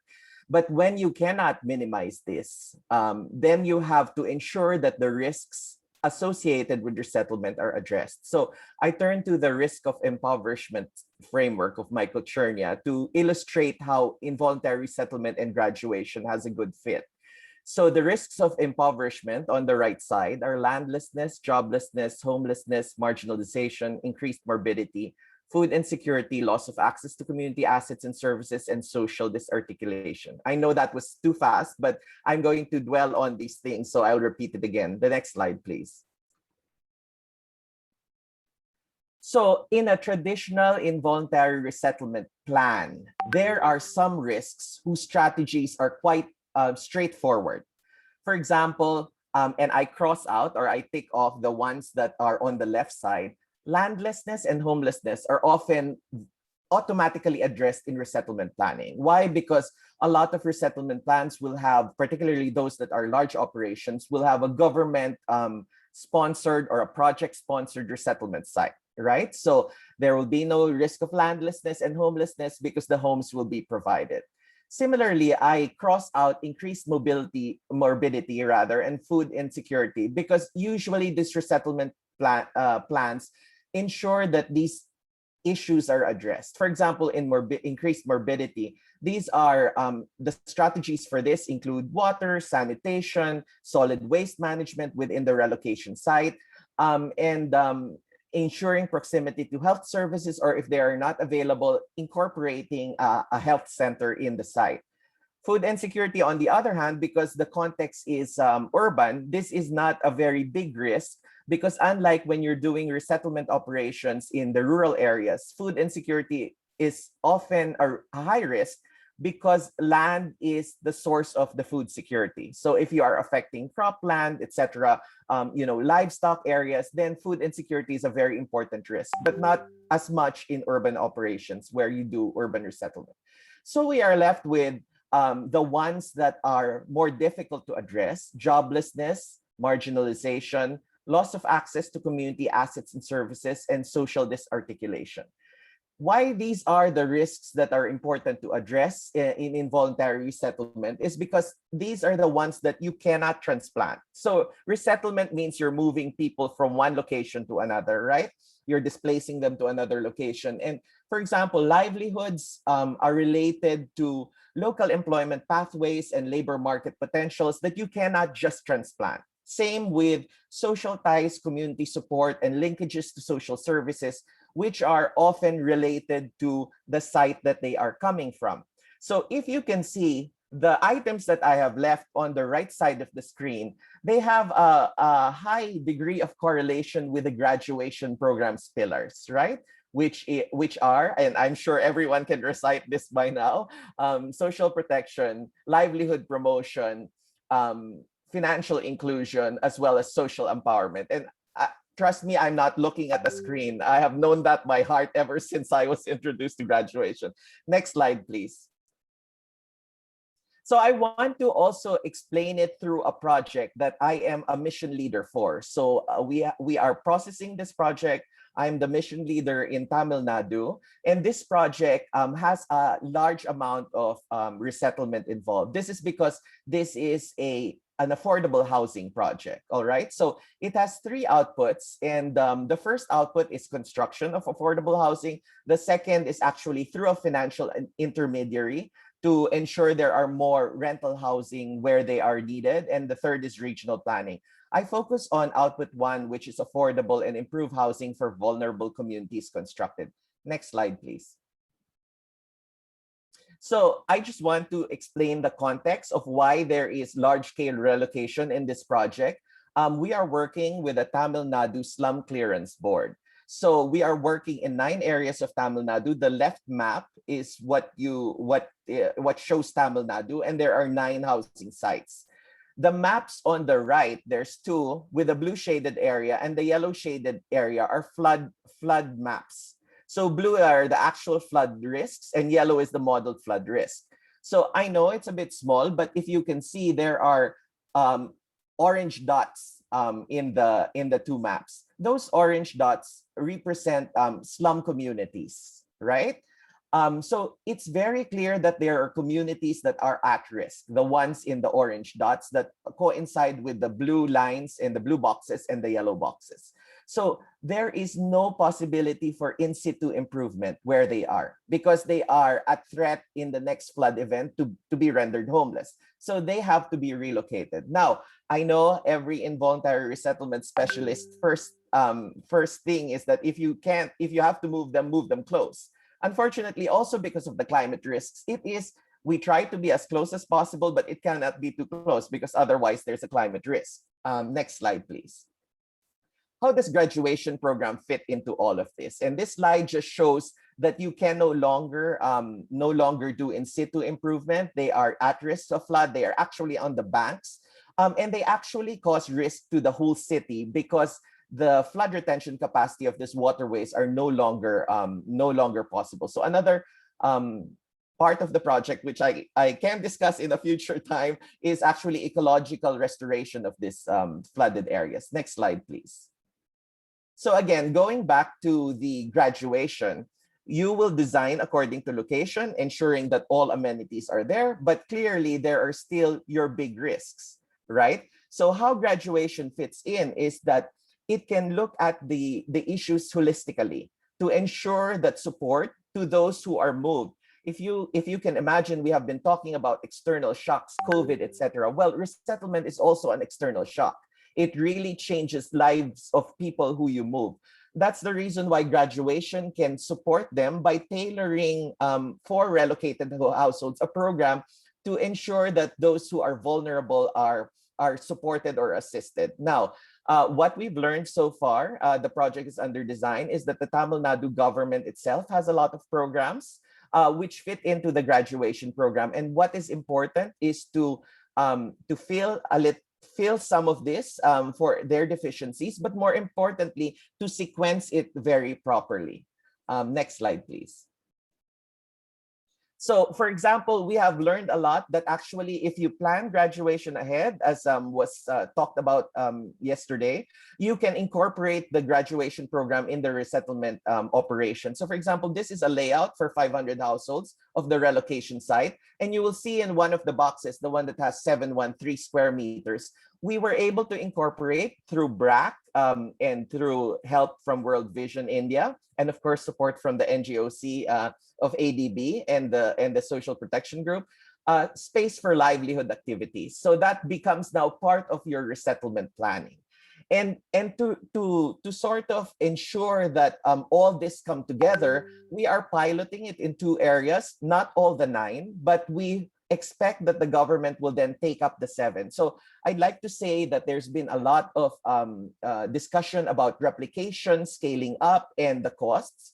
Yes, it's a costly operation, but we hope with the Tamil Nadu Slum Clearance Board, which does periodic resettlement of slums, then this can be incorporated in their program as a tool for when they do involuntary resettlement. There is rich data, which we have had help from ADB as well to collect. And we are now in the process of training people so that the government people are the ones who implement this after the 2 pilots, onward to the other projects. And affordable housing is something that needs to be replicated across India and even other countries. And if we can incorporate graduation program as part of the resettlement planning in these kinds of operations, then there would be a lot of potential for improving the livelihoods of affected people. So I'll stop at that, Michiko. I hope I was within time. Yes, you are. Thank you, Ricky. And thank you for the interesting presentation illustrating the linkages of displacement and the need to help households in re-engaging them into the local economic and social fabric of their new living situation by applying the graduation approach. For our panel discussion, I would like to start by asking my first question to Mr. Bataan. Welcome. Mr. Bataan, may I know how, in your opinion, can governments use economic inclusion programs like the graduation approach to respond to the needs of people in the informal sector and to people in poverty who at the same time are displaced by, let's say, an infrastructure project such as a railway project? Over to you, Mr. Bataan. Thank you, Michiko, and everyone in the conference today. First of all, I'd like to answer that question in 2 parts. Number 1, implementing large-scale infrastructure projects, especially in an urban context where we are not starting with a blank slate, where we have a built-up environment with a lot of informal settlers and other vulnerable groups already place in the community would necessarily result in a certain level of displacement. Now, as mentioned by our speaker earlier, since displacement for different reasons is already unavoidable when it comes to our types of infrastructure development, then it's necessary for us to provide a certain level of support for these affected communities and affected peoples. And one thing that we have always said in the DOTR, especially in the railway sector, is that we should not only think about how to get people out, but we should also think about the sustainability after we relocate all of our project affected peoples.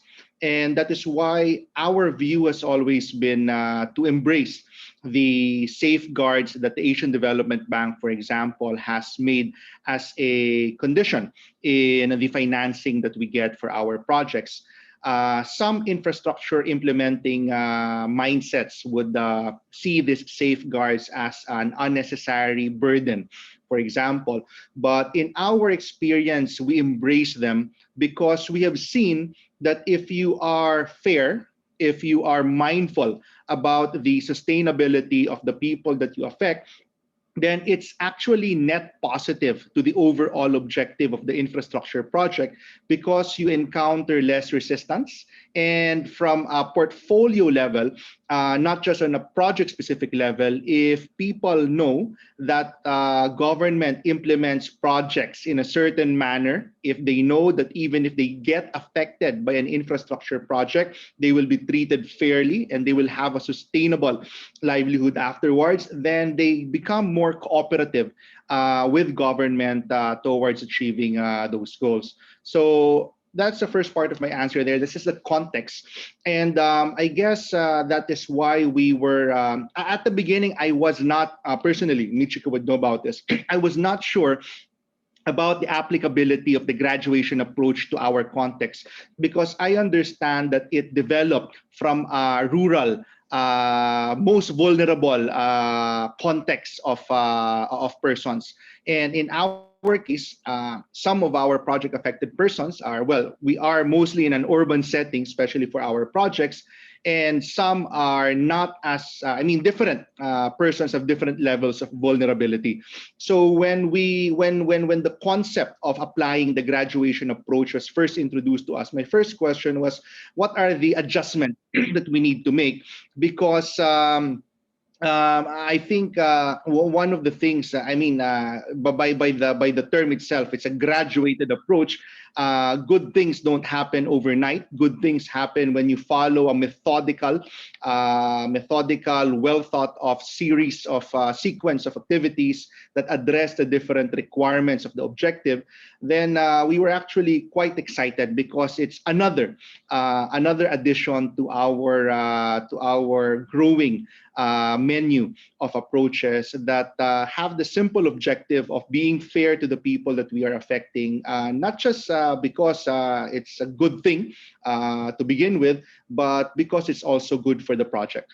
So what have we been doing through the Japan Fund for Poverty Reduction, as well as the Strengthening the Transition of Vulnerable Communities program of the Asian Development Bank? We have engaged technical assistance that is already supporting us in applying the graduation approach to our project affected communities. So everything from designing programs and differentiated programs and interventions, because again, I understand that graduation approach started with its application started with similarly situated persons in communities that are fairly under the same circumstances. But in our case, let's say, for example, along a 56-kilometer alignment, you would have, again, different peoples with different vulnerabilities, different contexts. And that's why I think that's one of the differentiator as to how we are applying the graduation approach in an urban resettlement context, it has to be context-driven. It has to address the differentiated vulnerabilities of our project-affected persons. So from designing livelihood programs, what we have done, for example, is we have come up with what we call a menu. We call it a menu of all of the possible livelihood interventions offered, not just from government, but offered by the private sector through foundations, offered by NGOs, everything. We've done a survey of what all of these livelihood opportunities are, and we did a matching, or we are doing a matching approach. So we understand the socioeconomic background of our project-affected persons. We do intensive coordination with them. And actually, we even implement a one-to-one mentorship program. So we've identified the most vulnerable among our project-affected families. For those most vulnerable, we have around 1,500 plus of them.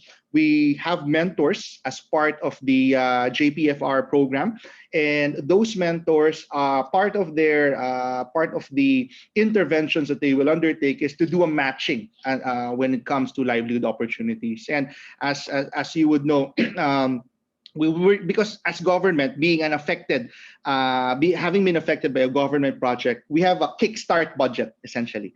So we have a budget to support our project-affected communities, and what we want to do is try to get that budget to stretch as much as possible into a sustainable outcome for our PAPs. So from livelihood improvement to financial inclusion. So for example, we have been distributing our support subsidies, not in cash, but through the banks. So we have partnered with our government financial institutions. We have distributed cash cards to our project-affected persons so that it becomes a step towards their financial inclusion, which again is part and parcel of the four graduation pillars. And of course, social empowerment is something that we are working with our mentors, with the team that is supporting us to develop among our project-affected persons.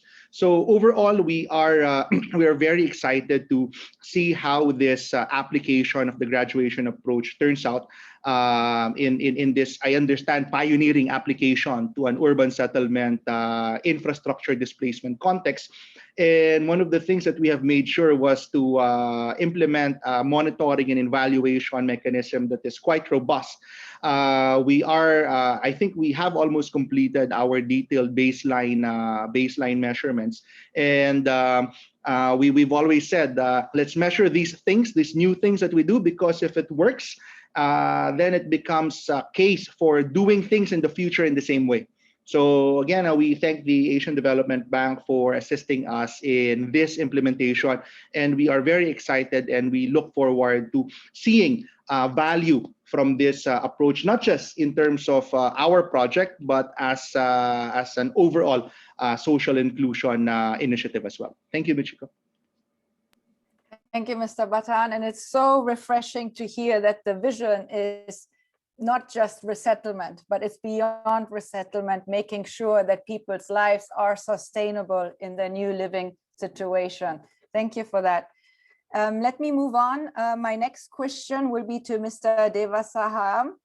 And may I ask you, what are the challenges that people face during resettlement in the urban context? And what are some of the key considerations to rebuild their livelihoods? Over to you. Yes, good morning to everyone. Thank you for this opportunity to share about the two aspects that you are asked now. And let me take the first part. What are the challenges for urban livelihoods? Before going to that, just let me put the context in place. Tamil Nadu Slum Clearance Board are working in 9 locations, out of which currently we are engaged in 2 locations. One is in Rettiyarbatti and another one is Kalanivasan. So one is a tier 2 city, another one is a metropolitan city. And if you look at, as Ricky said, one is on the risk belt, the river area where the risk flooding, those kind of aspect. Another one is on the ecological restoration. That is a tier 2 city on that aspect. So if you look at the resettlement context, when we look for the people livelihoods, I just look at two aspects. One is previously they are part of the city, they have a larger customer base, say even for eateries, a small tea shop, larger customer base they have. Already your business is connected with 500, 300 customers. So the first challenge is for the livelihoods, they lose the customer base regularly. So they need to, this is one big challenging area that's even our community consultation people have shared. The second aspect, losing the resource base, natural resource base. Say for example, in one location, the lake is some sort of river, so water sources, they have a lot of livelihood based. And in terms of Tirunelveli Tamaravarani river, it is a perennial a river. Every 365 days river waters are available. So there are a lot of people settled there, have two major livelihood aspects. One is the milk animal, milk, having cows and selling milk. The second one is the dry cleaners, the laundry work, washing the clothes, those kind of things. So this is they are doing for 30, 40 years traditionally, and the water is available in plenty. Just now we are unplugging them and putting there somewhere there is no natural resources. So this is two basic challenges, this livelihood that we face in terms of resettlement. Apart from this, they lose the business enabling environment. When they do any business, either it is service based or it is a small business based or it's a market based, everyone they are losing the larger enabling environment. If they want to buy up materials, raw materials, they have access. If they wanted to process it, there is an access. So those kind of business enabling environment, they will be losing it. That is another third challenge. And also they have right now have space for keeping their raw materials, keeping their stock of materials, and they are home based, because most of the work, the livelihood based on the home based activities. So if there is any material, they can just a bundle of things, they can keep it as near their house. But if they move into the flat structure, where the storing space is also a questionable. So these are some of the main challenges currently faced. And also like people, those who are in service, like auto rickshaw, tailors, those kind of people, they lose again their workstation. Suppose every auto rickshaw has base in a particular place, so they lose that place. If they wanted to go to a new place, again it's a kind of lot of challenges they face. So workspace is also it's affecting their livelihood. So these are some of the urban livelihood challenges they face in terms of the resettlement. The second aspect in terms of what we can consider when you are designing the livelihood, what we can consider, number one is we need to offer a diversified livelihood options.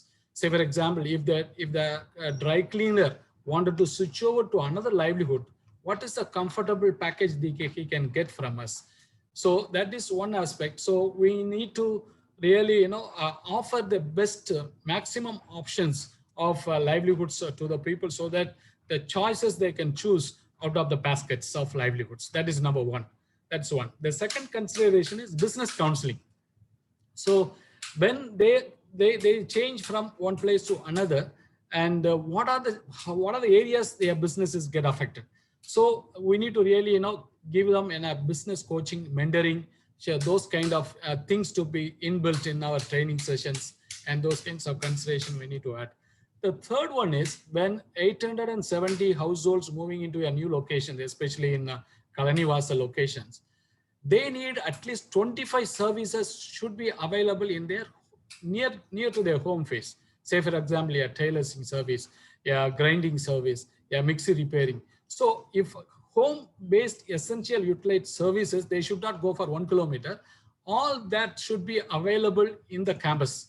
So in that, I would suggest that the home-based essential services should be housed in the commercial complex. If there's a commercial complex, the infrastructure that we are building in, we need to know clearly what are the various livelihood options are available for them, like, so even the two-wheeler men are repairing. So lot kind of, if you think of a household need about 25 essential services on a daily basis, those things they need to have a touch point near to their living area. So this is again another consideration.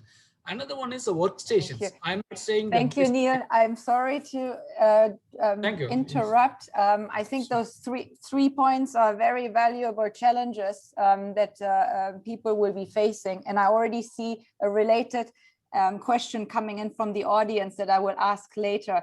But before we do so, let me give the floor to Mrs. Kedrowski and ask her, and remain in India for my question, and ask her what type of interventions have been included in the design of Tamil Nadu's urban resettlement program to ensure key urban challenges around livelihood and social inclusion are addressed and will be continued to be addressed.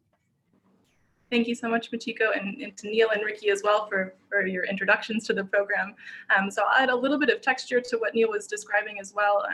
I think there are a lot of similarities with what Timothy was also explaining in the Malolos Clark project. So to start overall, the approach with the Tamil Nadu graduation program is, first off, to prioritize building off of existing interventions, as Ricky mentioned, that are already built into the Tamil Nadu Slum Clearance Board interventions that really cover the 4 pillars of graduation already.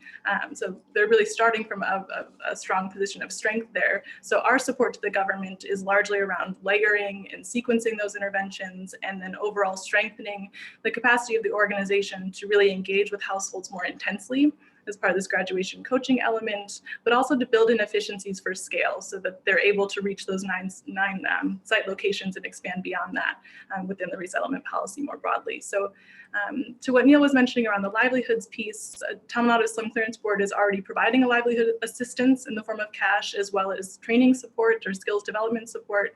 So the graduation enhancement or addition there is around incorporating a rigorous localized market assessment to come up with that kind of menu of livelihood asset packages, input supports, and things of that nature. That also includes something that Timothy had mentioned as well, the household skills and readiness assessment, to really better understand skills and resources of households and how they may be matched or fit with some of those livelihood options in the menu. And then as opposed to sort of providing access to generalized trainings, we're providing tailored specialized trainings that fit those livelihoods selected. So that's another addition there. But I think that it's important to talk a bit more about the market assessment itself and how that has been adapted for the urban context, particularly for Tamil Nadu. So we're really seeing that we need to ensure that livelihood options are adapted to the unique constraints and opportunities present in urban affordable housing units, right, in that context, which is quite unique. So incorporating things, Neil mentioned space for petty trade, having to really make sure that we're on top of municipal regulations around keeping large livestock, if that's something that participants had been engaging in prior to relocation. Things like risks of theft as well are included. So we've been working really closely with Ricky's team and consultants, as well as architects and civil engineers, to make sure that the physical space can really accommodate diverse livelihood options, and vice versa, right? So whatever comes up in the market assessment, if those physical structures haven't been built yet, can we influence that design to make sure that they're able to engage?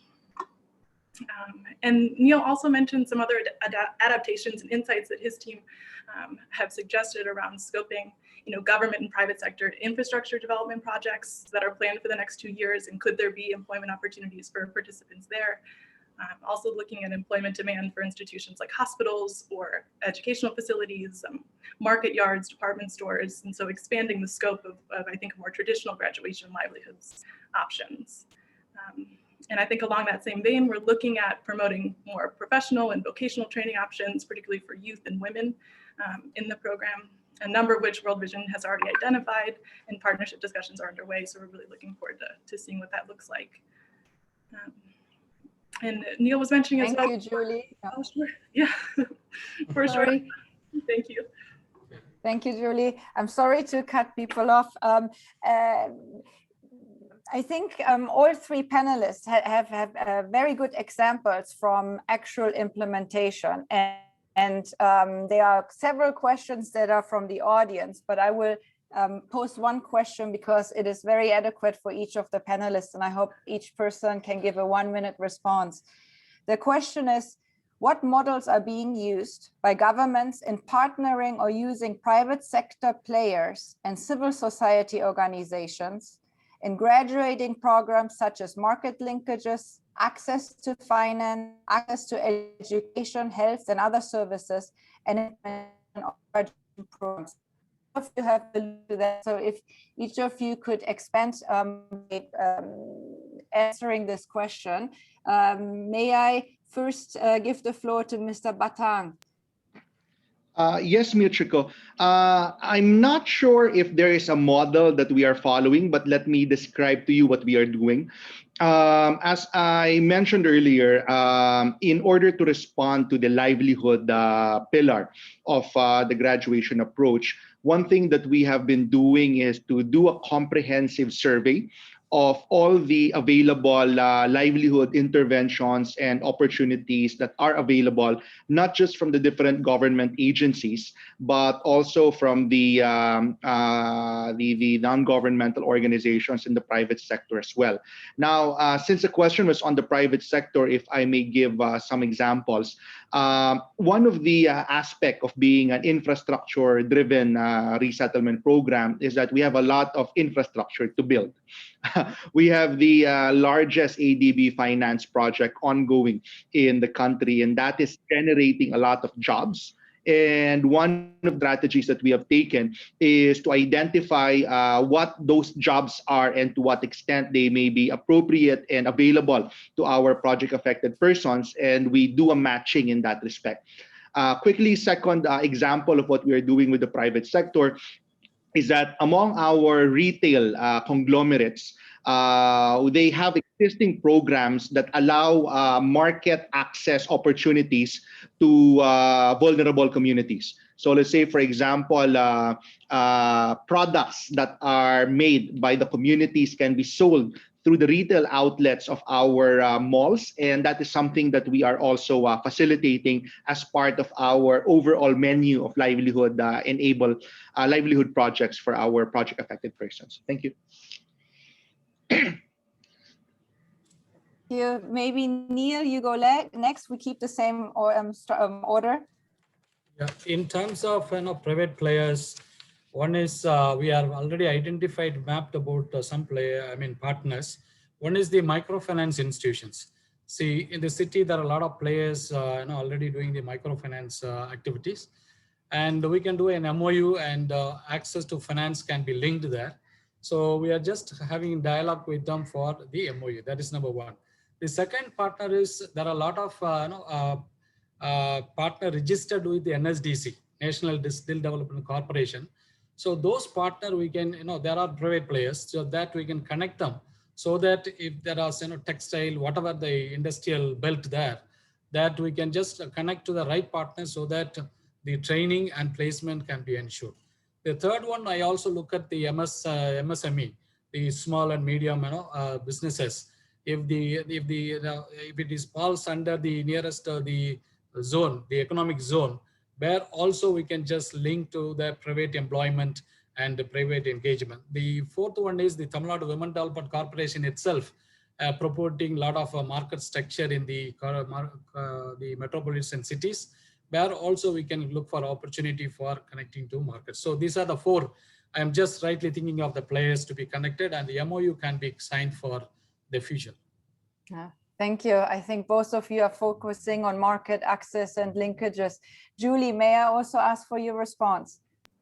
Yeah, great, thank you. Not much to add to what Neil has already said about linkages in the program, but I do want to highlight the landscaping and resourcing activity that World Vision is engaged in to help identify those private sector services as well as public sector services, and just general all-purpose services that resettled populations will need to access once they're relocated. So I think it's really important service that they're providing through animators to make sure that they're not left feeling like they're not able to access things that they would have been able to access in sending sites. So I think there are multiple layers to providing that kind of support, and animators and frontline coaches being kind of the first line of that information sharing.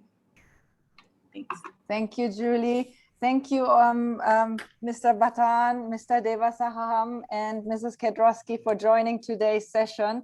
There are many, many more questions we would like to ask, but there is a time limit and I'm being reminded to wrap up the session.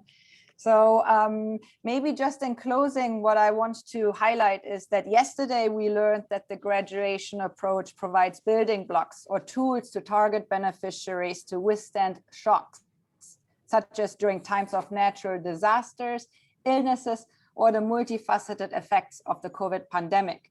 Today, we heard that displacement or involuntary resettlement is to be treated as a considerable, if not as a devastating shock to a person's life, because displacement has a multiplier effect on already existing poverty determinants.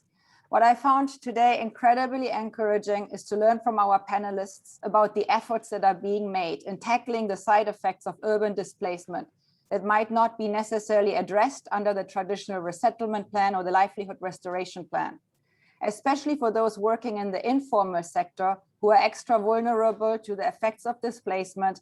The graduation approach's individualized or tailored approach is maybe the key to ensure that displacement will not lead to further poverty, but that displacement can become the stepping stone towards moving out of poverty. We learned from our panelists examples from the Philippines and India, and also from the other panel session, that graduation approach related initiatives, if they are woven into the resettlement mitigation activities, can lead to a sustained upward trajectory for a person to move out of poverty. With more and more success stories and positive learning experiences emanating from those examples that were given today, including from Mongolia, I hope that in the future, combining graduation approach with resettlement planning will become the new trend or the new norm. I'd like to thank our panelists and Ricky for today, for their insights and vision, and applaud the Philippines and India and Mongolia in having taken the first steps in pioneering the application of the graduation approach in urban resettlement. Thank you, and over to you, Yuki-san. Okay, thank you very much for the wonderful panel, and thank you very much for the exciting stories that you shared with us. So now, allow me to move to the next and the last session. So welcome to the third and the final panel discussion on graduation challenges and solutions. Once again, I'm Yuki, and I'll be moderating this panel discussion. So let me first introduce you to the four panelists for this session. First, Lauren Whitehead. Once again, everyone has already appeared, so I'm just going to shortcut. Lauren from the BRAC USA, who will be providing a 5-minute introduction to this session topic about what might be the graduation challenges and solution, and will be followed by three panelists. Asek Avila of Department of Labor and Employment of Philippines, Ajay Ranjan from the Jivika, the government of Bihar in India, and Nash, the country director of Innovations for Poverty Action, IPA, in the Philippines. So after these three panelists, then I'll be sharing, hopefully time permitting, because this is really the last session, some questions that would be coming in the chat box. So please do not forget to put your questions or comment in the chat box, please. So with that, over to you, Lauren. Wonderful. Thank you so much, Yuki, and good morning to everyone. Thank you to all of the participants in the recent panels, all the wonderful panelists, presenters, and those who have been answering many of the questions. So for this third and final session, as Yuki mentioned, I'm here to give just a brief introduction to what will be discussed as we tackle some of the challenges, opportunities, and solutions in implementing the graduation approach with governments. So for those of you who were here with us yesterday, you have heard we spoke extensively around how graduation leverages existing programs and initiatives from governments, utilizes and more effectively, hopefully, integrates resources that have been provided across different ministries and departments, and combines those programs and resources in a holistic, sequenced and layered way in order to provide what is considered the graduation methodology for a target population to help provide them with that big push over the poverty line. And as we talked about these yesterday, we briefly discussed some of the potential challenges that might arise, some of which I think you heard today mentioned with the questions that Karen and our panelists from the government this morning opened with, even in some of the remarks that we heard from Mongolia, for example, as well. Specifically thinking about the fact that the road to implementing the graduation approach and graduation methodologies is not always a smooth one. And we recognize that given that, there are many different things that I think have been lessons learned from a number of the implementers that you've heard speaking today and those who are in the process of planning, designing, and launching graduation programs as well that we'd like to shed some light on.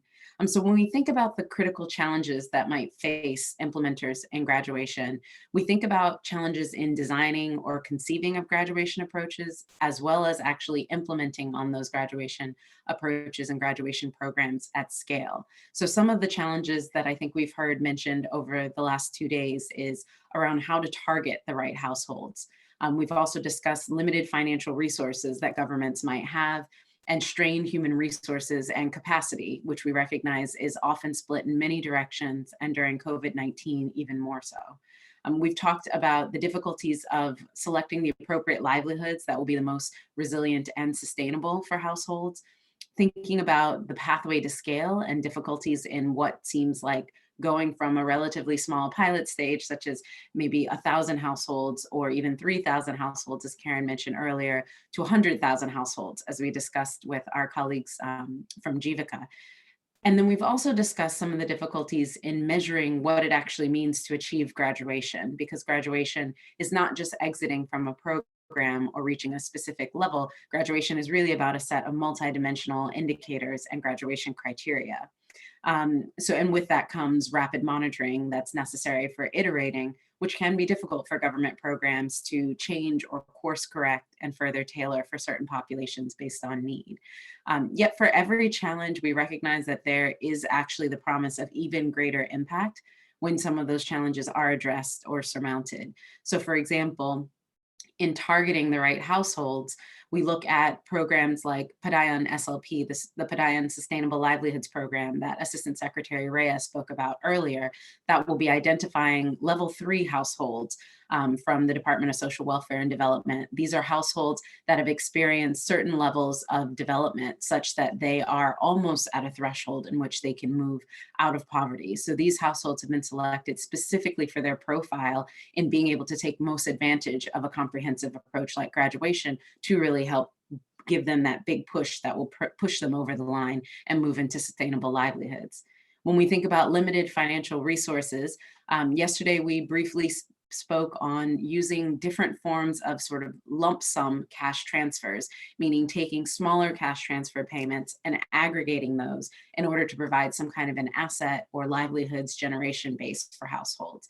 We also talked about leveraging different programs across ministries and what some of the tools are for governments to do, as we've seen in the Philippines, where the Department of Social Welfare and Department of Labor and Employment have been able to leverage existing resources and programs. We've talked about as well some things such as repayment and microloan schemes, which we heard about from Bangladesh and the senior director for BRAC's Ultra Pro Graduation Program there. And we've also talked about some kinds of methodologies where participants are asked to actually contribute back to assets that might be provided for other households. So there are a number of ways in which limited financial resources can be tackled. We heard from Asek as well, working with local government and leveraging the resources and capabilities that are available at local government, and not necessarily just looking at graduation as the purview of national or central government authorities. Linked to that is the question around strained human resources and capacity. How do you execute case management or coaching at scale for a government that may have no experience in such an area and may not have resources? So we've talked about partnerships. You just heard recently with our colleagues speaking on resettlement and talking about partnerships with NGOs and the private sector and how those can be leveraged to help with things like case management and providing oversight to programs, providing staff trainings and even re-education. We've also talked about the private sector being able to help provide trainings, employment pathways, and linkages to market, including access to supplies and inputs for enterprises that people might engage in, or formal employment pathways through wage employment as well. Additionally, in terms of coaching, we've spoken about existing social workers and community workers that a government might have in different ministries that can be leveraged for graduation, retrained, and educated in the methodology to help provide ongoing mentorship and monitoring to households. And there are a number of other ways that some of these challenges have been addressed in terms of livelihoods, in terms of piloting with scale in mind, as we heard from Jivika earlier, around market assessments, and using those to help really pinpoint that right menu of livelihood options, as we heard from the Department of Transportation in the Philippines, and also my colleague Julie Kodrowski from the Ultra Pro Graduation Initiative.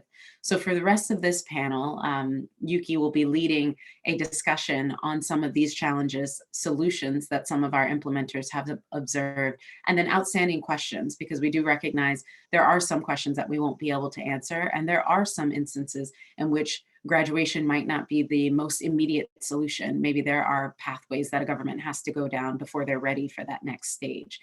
So because these are just the tip of the iceberg, I will now pass the mic back over to Yuki as our esteemed moderator to lead us through this session. Thank you, Yuki. Thank you, Lauren. So may I first request the three panelists to put on their cameras, please, if you have not, just to be able to be recognized who you are. So based on the context that Lauren had just explained, I'm just going to be posing one question each to each of the panelists, and about their experiences on the graduation challenges and solutions. So I'd like to start with Asek Avila, if I can. So as you completed the pilot, successfully completed the pilot graduation program in the Philippines, I'd like to know, what did DOLE gain out from implementing these graduation pilot programs? And what key lessons can you share with the other government colleagues listening today in this webinar, which are oftentimes faced with limited financial limited financial and human resources to implement such an approach? So please take your seat, Asek. Yes. And then are you ready to respond to these questions? Yes, I'm sorry, I had to leave our senior officials meeting now for this. So I said yesterday that we participated in the pilot because we wanted to have a new framework to rethink our livelihood policy and program. And that is the primary thing that we gained from this, what I call the graduation experiment in Negros.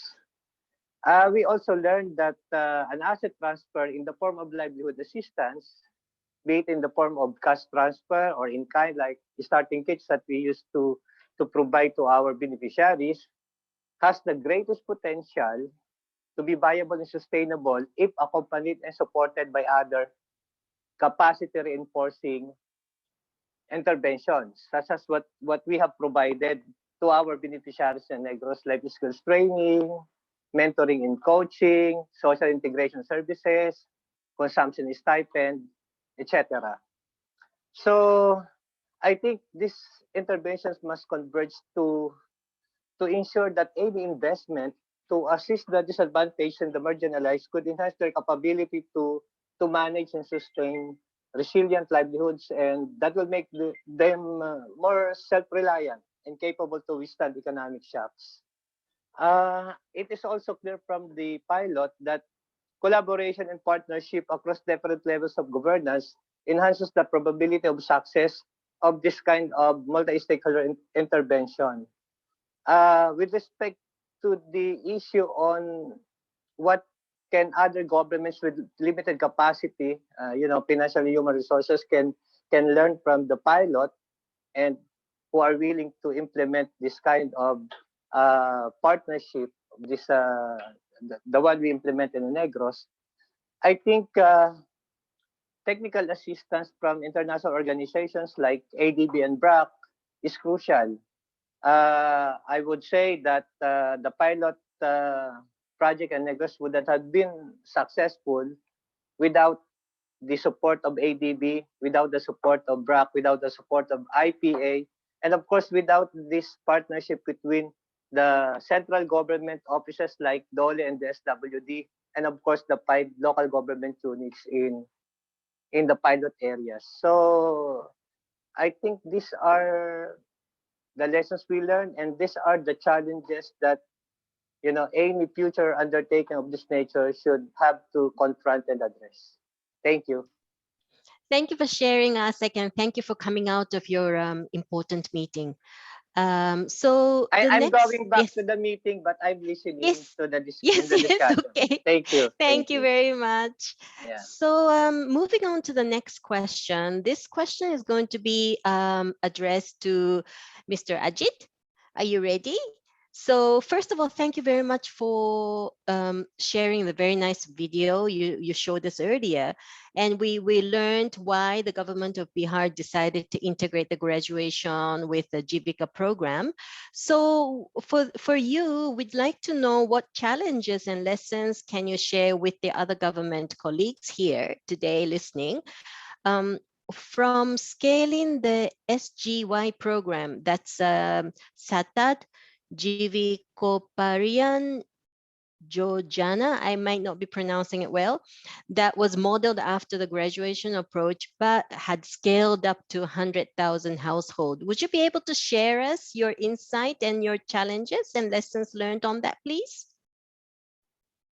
Thank you.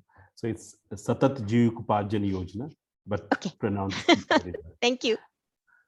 So first of all, for us working for last 10 to 12 years in Jivika, we have to de-learn many of the things, because it's not about the capacity building of a household, of a group or a village organization. It's about the individual household coaching, individual household training.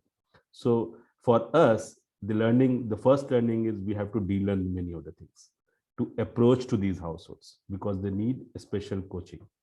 The second, if we think that the learning which came is the role, if we want to scale the devolution, the diversification, the role of the community institution, the role of the staff has to change somewhat in respect to the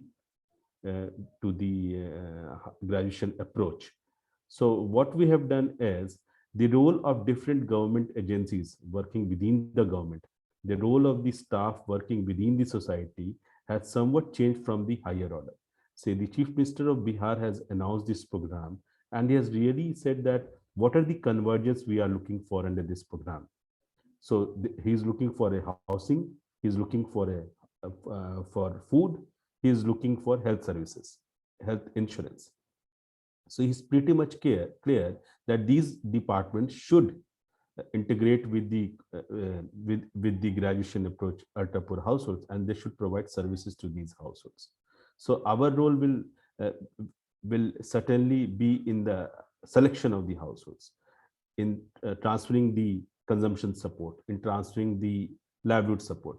But the convergence with other departments, if the higher order can come up, say the secretary or the chief minister can come, the ministers can come together and integrate with the core model, it will certainly the household will get benefited more faster than we can think of. That's the best role of the government can play in terms of, and NGO has to go for the advocacy with the government, but here if the government is implementing, the convergence can happen quickly and fast. So that's the second lessons which we have learned in this. The third is, can we convert this aspiration into opportunity? Because being a part of the government, there are certain households which within the community themselves, they can go to that household and seeing the development in that household, they can learn from it. So it's not about only the mentoring and coaching, but it's also the exposure of this household to the best part, to the households where already this work has happened before. So that can be managed by us. The fourth is the investment which the government can make cannot be made by the NGOs. So the investment can come But the technical support, if you can say the knowledge partner, as a knowledge partner, there are certain agencies which has to come forward to support the government agency. Otherwise, it will again happen as a as just a financial support to the household, but not the knowledge transfer will happen. So everyone will ask how much expenditure has happened, how many endorsement has, how many identification has been done, productivity. But the knowledge transfer, the aspirational change within the household will happen through the knowledge partner only, because they will support us in the behavior change of not only the staff but also with the targeted households. So the knowledge partner role is very important in this project, who has the experience of this graduation. Very thin line, but it's create a major difference. The fourth learning is, it's not about graduation for one time, because if a pandemic like COVID can come, it will again push the entire family to the ultra poor zone. It's a very thin line. The family which is going to be the graduate, going to announce his graduation, the family will again come back. So the support of the government will be very important. The support from the government, from the local NGOs, from the local people will be very important in terms of if the pandemic like this can come again. So already, if we talk about Bihar, in the last year, we have already say, if we are going to graduate around 1,500 households in the August 2021, now we are thinking about only 500 people, because again they have come below this ultra poor line. We have to again support them, coach them, and again say if we want to make some investments, some losses, capital loss are there, so we have to support them. So the mechanism to plug in these households is very important, and where I think the technical partner role is very important, because if during the COVID, the government mandate has changed. It's not about ultra poor, it's about all the people. So food for all, say health insurance for all. So the entire scenario of government has changed from ultra poor to all the households. So where there are poor and much better people living in the village, they can access to the entitlement very fast compared to ultra poor. So there, I think the role and the coaching plus the access to the entitlement will be very important in terms of government. So the lesson here is we have to partner with some of the agency who can give us some technical knowledge in terms of knowledge transfer to the household. It's not about society sustainable, it's about the household sustainable. It's very important to that. The second is, when we talk about a government program, government already always have a scheme for different people, but how to access that scheme, how in the longer in this household can access the scheme is very important. So here I can end my, and you can have any question you can ask.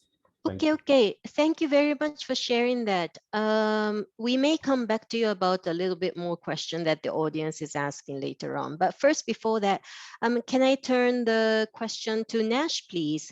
So for you, while working on the Philippine graduation pilot, I'm sure that you had encountered many challenges in measuring the graduation criteria, including like measuring your participants' income or social empowerment. But what would be your recommendation based on undertaking the impact evaluation so far when testing multi-dimensional poverty criteria, which is a very complex by itself? Would you be able to kind of give us insights on that, please? Thanks, Nash.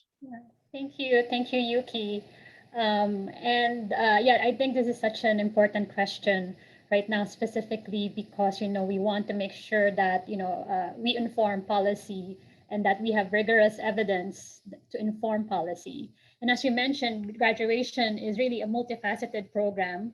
It seeks to reduce poverty in the long run, and we know that poverty is complex, has many root causes, and it's just one root cause that needs to be addressed, but there needs to be a multifaceted set of solutions as well. And to unpack the mechanisms in which the graduation program drives results, we look at evaluating variations of the program in different contexts. However, we have to take note that the program is a package of interventions, and we would need to unbundle the interventions or variations of the components which is oftentimes a challenge in an impact evaluation because the program itself is designed as a bundle of interventions, right? And thus, we could also should we also be looking at complementarities of the various components of the graduation model. For example, when we're looking at in the Philippines, individual versus group coaching, it's interesting because we see that could contribute to greater information sharing, building social ties. But yesterday, I think Lauren also mentioned that, there could also be challenges there, right? Such as attendance and all that. IPA is conducting a randomized control trial of this program to measure the impact of the program. And at the heart of the empirical analysis is really the problem of establishing causal relationships, right, in the data that we collect. And thus, it's very important to be very rigorous, even from the start, from the research design. And randomized control trials really provide that tool, in addressing identification and research design. But we can learn more, right? For example, right now, as part of the evaluation, we're doing quantitative research. And the quantitative component of the evaluation is comprised of a series of surveys administered to both treatment and control households. And the surveys include, a whole range of modules, such as consumption, physical and mental health, entrepreneurship, and also like looking at assets. And real household consumption per capita is really the measure that a lot of, economists and evaluators are using. It's routinely employed as an indicator of economic well-being. Consumption and income modules also can be quite comprehensive and very long and can take some time to administer, which oftentimes also require well-trained field enumerators to administer. We're also looking at ways to measure mental health. And in this particular evaluation, we ask respondents whether they're feeling anxious or stressed and others. And at IPA, we continue to explore various ways, to innovate in terms of, measurement. And, we're really looking at, how we can further, build knowledge in this regard, including, maybe looking at mental health at, psychosocial level, using biomarkers, for example, and we're hoping to test that in other studies as well. In this particular study, we also use a variety of indices, such as food security index and others. And usually, when we're doing an impact evaluation, we have baseline and endline survey. Some sites get a follow-up survey in other contexts, and some other surveys. Other sites also get some qualitative research. And I think the BRAC Development Institute has been doing that in other contexts as well. And so, as I mentioned, IPA's research is really focusing on informing policy, and we want to make sure that quantitative research is not biased and provides careful measurement and estimation. But method really matters, and randomized control trials is really the gold standard and impact evaluations. And we've seen across multiple studies of the graduation pilot that they've been really using the gold standard in terms of measuring the impact of the graduation pilot. We also want to focus on survey instruments and the design of these instruments, the consequences of alternative choices as well. We implemented the COVID remote data collection as well at ADB in 2020. And in remote data collection, you may encounter concerns including coverage bias, low response rates, sometimes difficulty in collecting data through shorter surveys, and sometimes also lower quality of responses elicited over the phone. And in this sense, it is important to plan to collect data sometimes in the field, given some concerns with remote data collection, because it may not be feasible to administer, these long consumption surveys over the phone, for example. And so, I'm very much looking forward to the endline survey with Yuki and team. And, we plan to do that this year, which will be about 10 months from the end of the pilot implementation. I think this is somehow similar, and correct me if I'm wrong, Lauren, but I think this is somehow similar to the other pilot studies as well. And so I think from there, we'll really see some very exciting results. Sorry. Thank you very much, Nash, for sharing all of those insights. So there are several comments and questions coming in through the chat box, but I'd like to pick one or two that is coming that is probably of an interest to everyone who's listening. The first question, and I'd like to first request Mr. Ajit to kind of share your insights on this question. It's on a question about the process of scaling up from pilot to nationwide, or in your case, perhaps pilot to statewide. So what would you recommend the approach be when you're scaling up from a pilot as you did to your state level? Do you suggest to all of a sudden from a pilot to scale it to statewide all at once?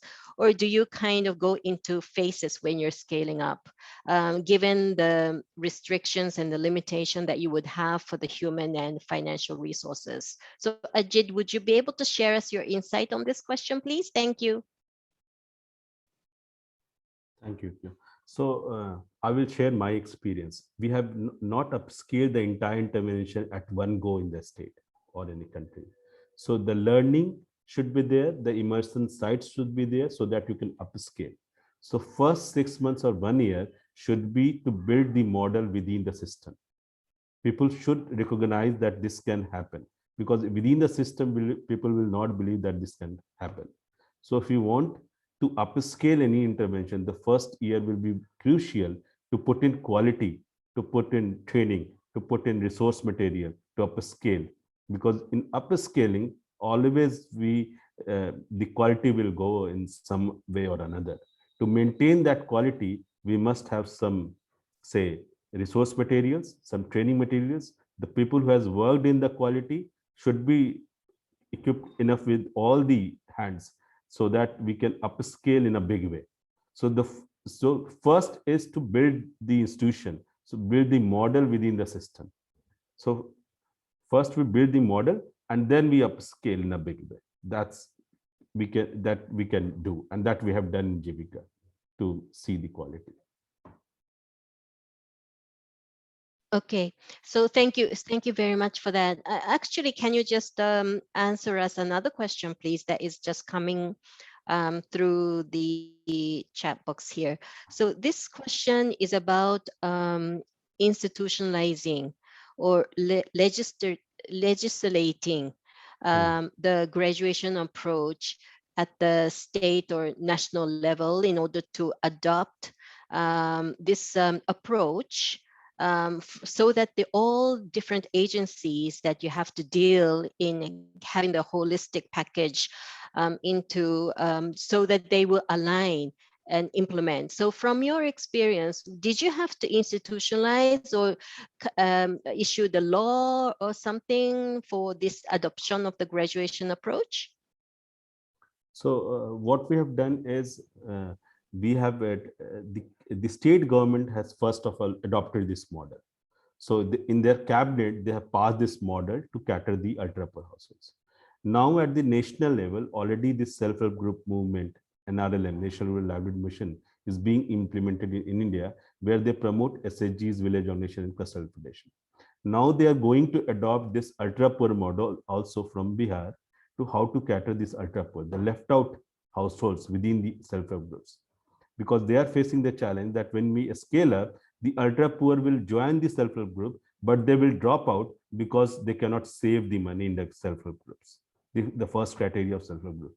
So they are now going to adopt this model, and Jivika will be one of the national resource organization in that case to promote the self-help groups to be part of this.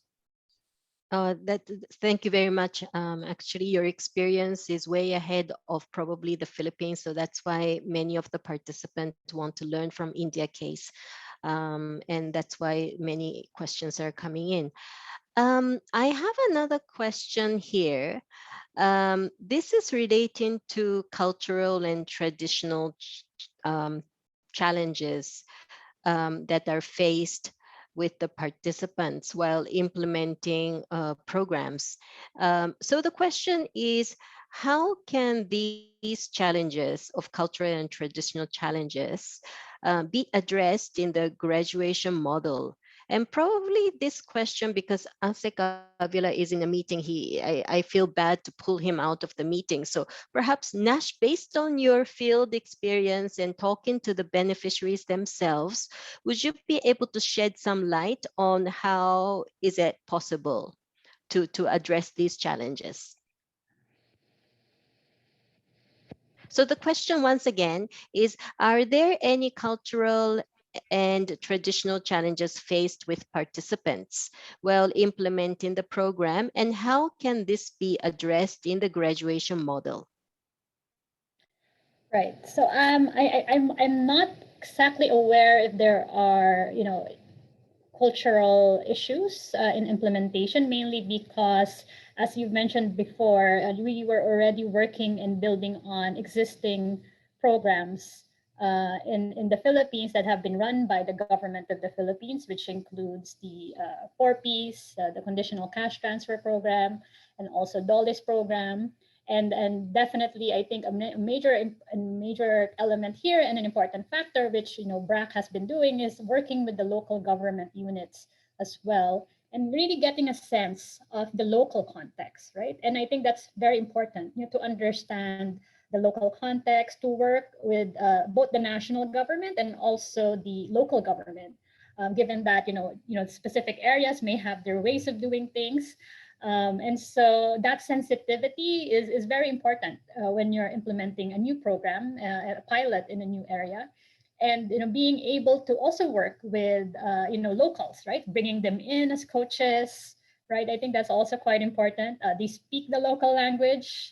They're able to relate and build rapport with the beneficiaries and the various households. I think that's also very important. And I think that's been done in the Philippine context, and it's taken a lot of effort. I know BRAC, Lauren, and Marlo have been doing so much in this space, have been traveling back and forth to Negros to really understand the context and to make sure that we have this adapted to the Negros municipalities that are involved. And I think that's very important. And at the same time, from our perspective as well, from an evaluator perspective, we also make sure that when we're doing our surveys, we have people who are actually speaking the local language, because we want to make sure that we're getting high quality data, and that people understand and respondents understand the questions that we're asking, and that we have enumerators that are very well trained to speak in the local language as well. Yeah, thank you. So the key is also the local government and the facilitators who would interact. Yes.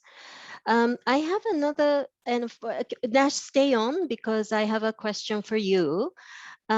So, you were explaining, well, IPA had been doing a lot of these impact evaluations, and you've done the graduation baseline, and we're looking forward to the end line. So the question is that, are these graduation baselines and impact survey tools, are they available to be shared for others and be able to use them as well by tweaking them? And where can we find them?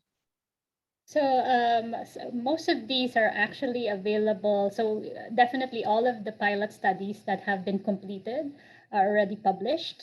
And we also are very much willing to share the instruments and the modules that we've used. Because of course we want to also get feedback from other implementers and researchers as well. And so that's really part of our work at IPA. We want to make sure this is really a public good that everyone can use. But definitely, yeah, we would be very happy to share those modules. I think some of them are available at the IPA website. We do have a website where all of our instruments are collected and available for public use. Okay, thank you for that. Maybe later on you can put in the chat box the IPA website. Okay, Yes. Thank you so much for all of our panelists. Yeah, I think we only have a few minutes, so I'd like to just wrap up on this session before we end this the third and the last panel. So for this session on graduation challenges and solution, we were able to learn some key lessons from India and Bihar governments, as well as from the Philippine experience in implementing the graduation approach. And we also saw that despite the limited availability of financial and human resources, the graduation approach has been applied as an innovation to riding on to the existing social protection programs that exist, to be able to assist in a holistic set of poverty reduction interventions. So meaning that it's not about reinventing the wheel, as yesterday we discussed about it, but pulling together and coordinating very well the existing programs in a way that could be packaged as a graduation model. And we also heard about some of the tips on how to start the pilot. So in many cases, the technical experts and other countries' experiences who have done so would be a very good starting point of trying to pilot in different contexts and from different countries. Then upscaling it is another experience that you need to carefully consider with your limited financial and human resources. We also learned about the importance of the robust evidence, as Nash had explained, to be able to determine based on the evidence. The fact is the results are important. It's not the process. So the results are coming out, and to use those as a policy tools to be able to sustain the investment that you have been able to make. So those are probably why the impact evaluations had been so important along the line for this graduation approach. So with that, I think we will end this session. And thanks again for joining this session and the last panel discussion, thanking all the panelists who were in this session. Thank you so much. And I'd like to hand over to Lady for the closing session, please. Lady, over to you. Thank you, Yuki. Another really fantastic panel discussion. And I was also just really interested to see everything that was coming up in the chat box. There was a lot of also really interesting feedback there and resources. Thanks, Nash, for including the link where we can find out more. And so yeah, I couldn't be happier with the really rich discussion that we've had. But I guess now all good things must come to an end. And so now it's my turn to thank you all for joining us for the Social Protection for Economic Inclusion, Adapting the Graduation Approach in Asia and the Pacific event. It's been our pleasure to have you join us. It's been a very exciting 2 days. We've had 11 sessions, 25 speakers, and more than 300 participants.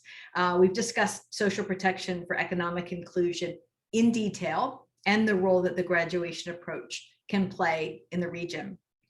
Some of the key takeaways on building economic resilience and implementing the graduation approach from the panel discussions today included how graduation integrates with existing social protection programs and adds value to them, how graduation has proven to be an effective strategy to respond to external shocks like COVID-19, and how it's been adapted as a response like we saw in the Philippines and in India in resettlement. How graduation's focus on sustainable livelihoods, diversification of assets, and increase in financial resilience and existing linkages to basic services create a strong pathway to economic recovery. We also saw how graduation can be adopted in very different contexts, such as for resettled populations, providing them a means to restore their economic and social welfare post-relocation. And finally, we discussed the challenges that come with designing and implementing the approach and ways that we can overcome them, providing opportunities for governments to share and learn together. This event has also, for me, from ADB's NGO and Civil Society Center, amplified the value of knowledge and partnership, especially with civil society organizations. The innovations that BRAC, IPA, and others have led are contributing meaningfully to social protection solutions, and they're demonstrating the importance of this sustained collaboration. Together, we're realizing our shared vision of an Africa and Pacific region free of poverty. And so to close, I'd like to acknowledge that an effort of this scale involves a lot of preparation and has only been possible due to the efforts of many. So first, I'd like to thank our presenters and our panelists for sharing their knowledge and experience and making this a real discussion.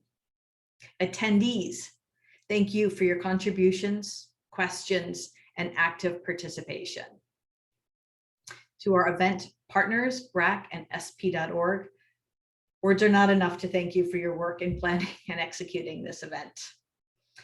Lastly, a huge thank you to our ADB colleagues who helped make this happen, the graduation working group for your endless enthusiasm, and to the absolutely tremendous event secretariat whose remarkable dedication to the event enabled us to make it a success.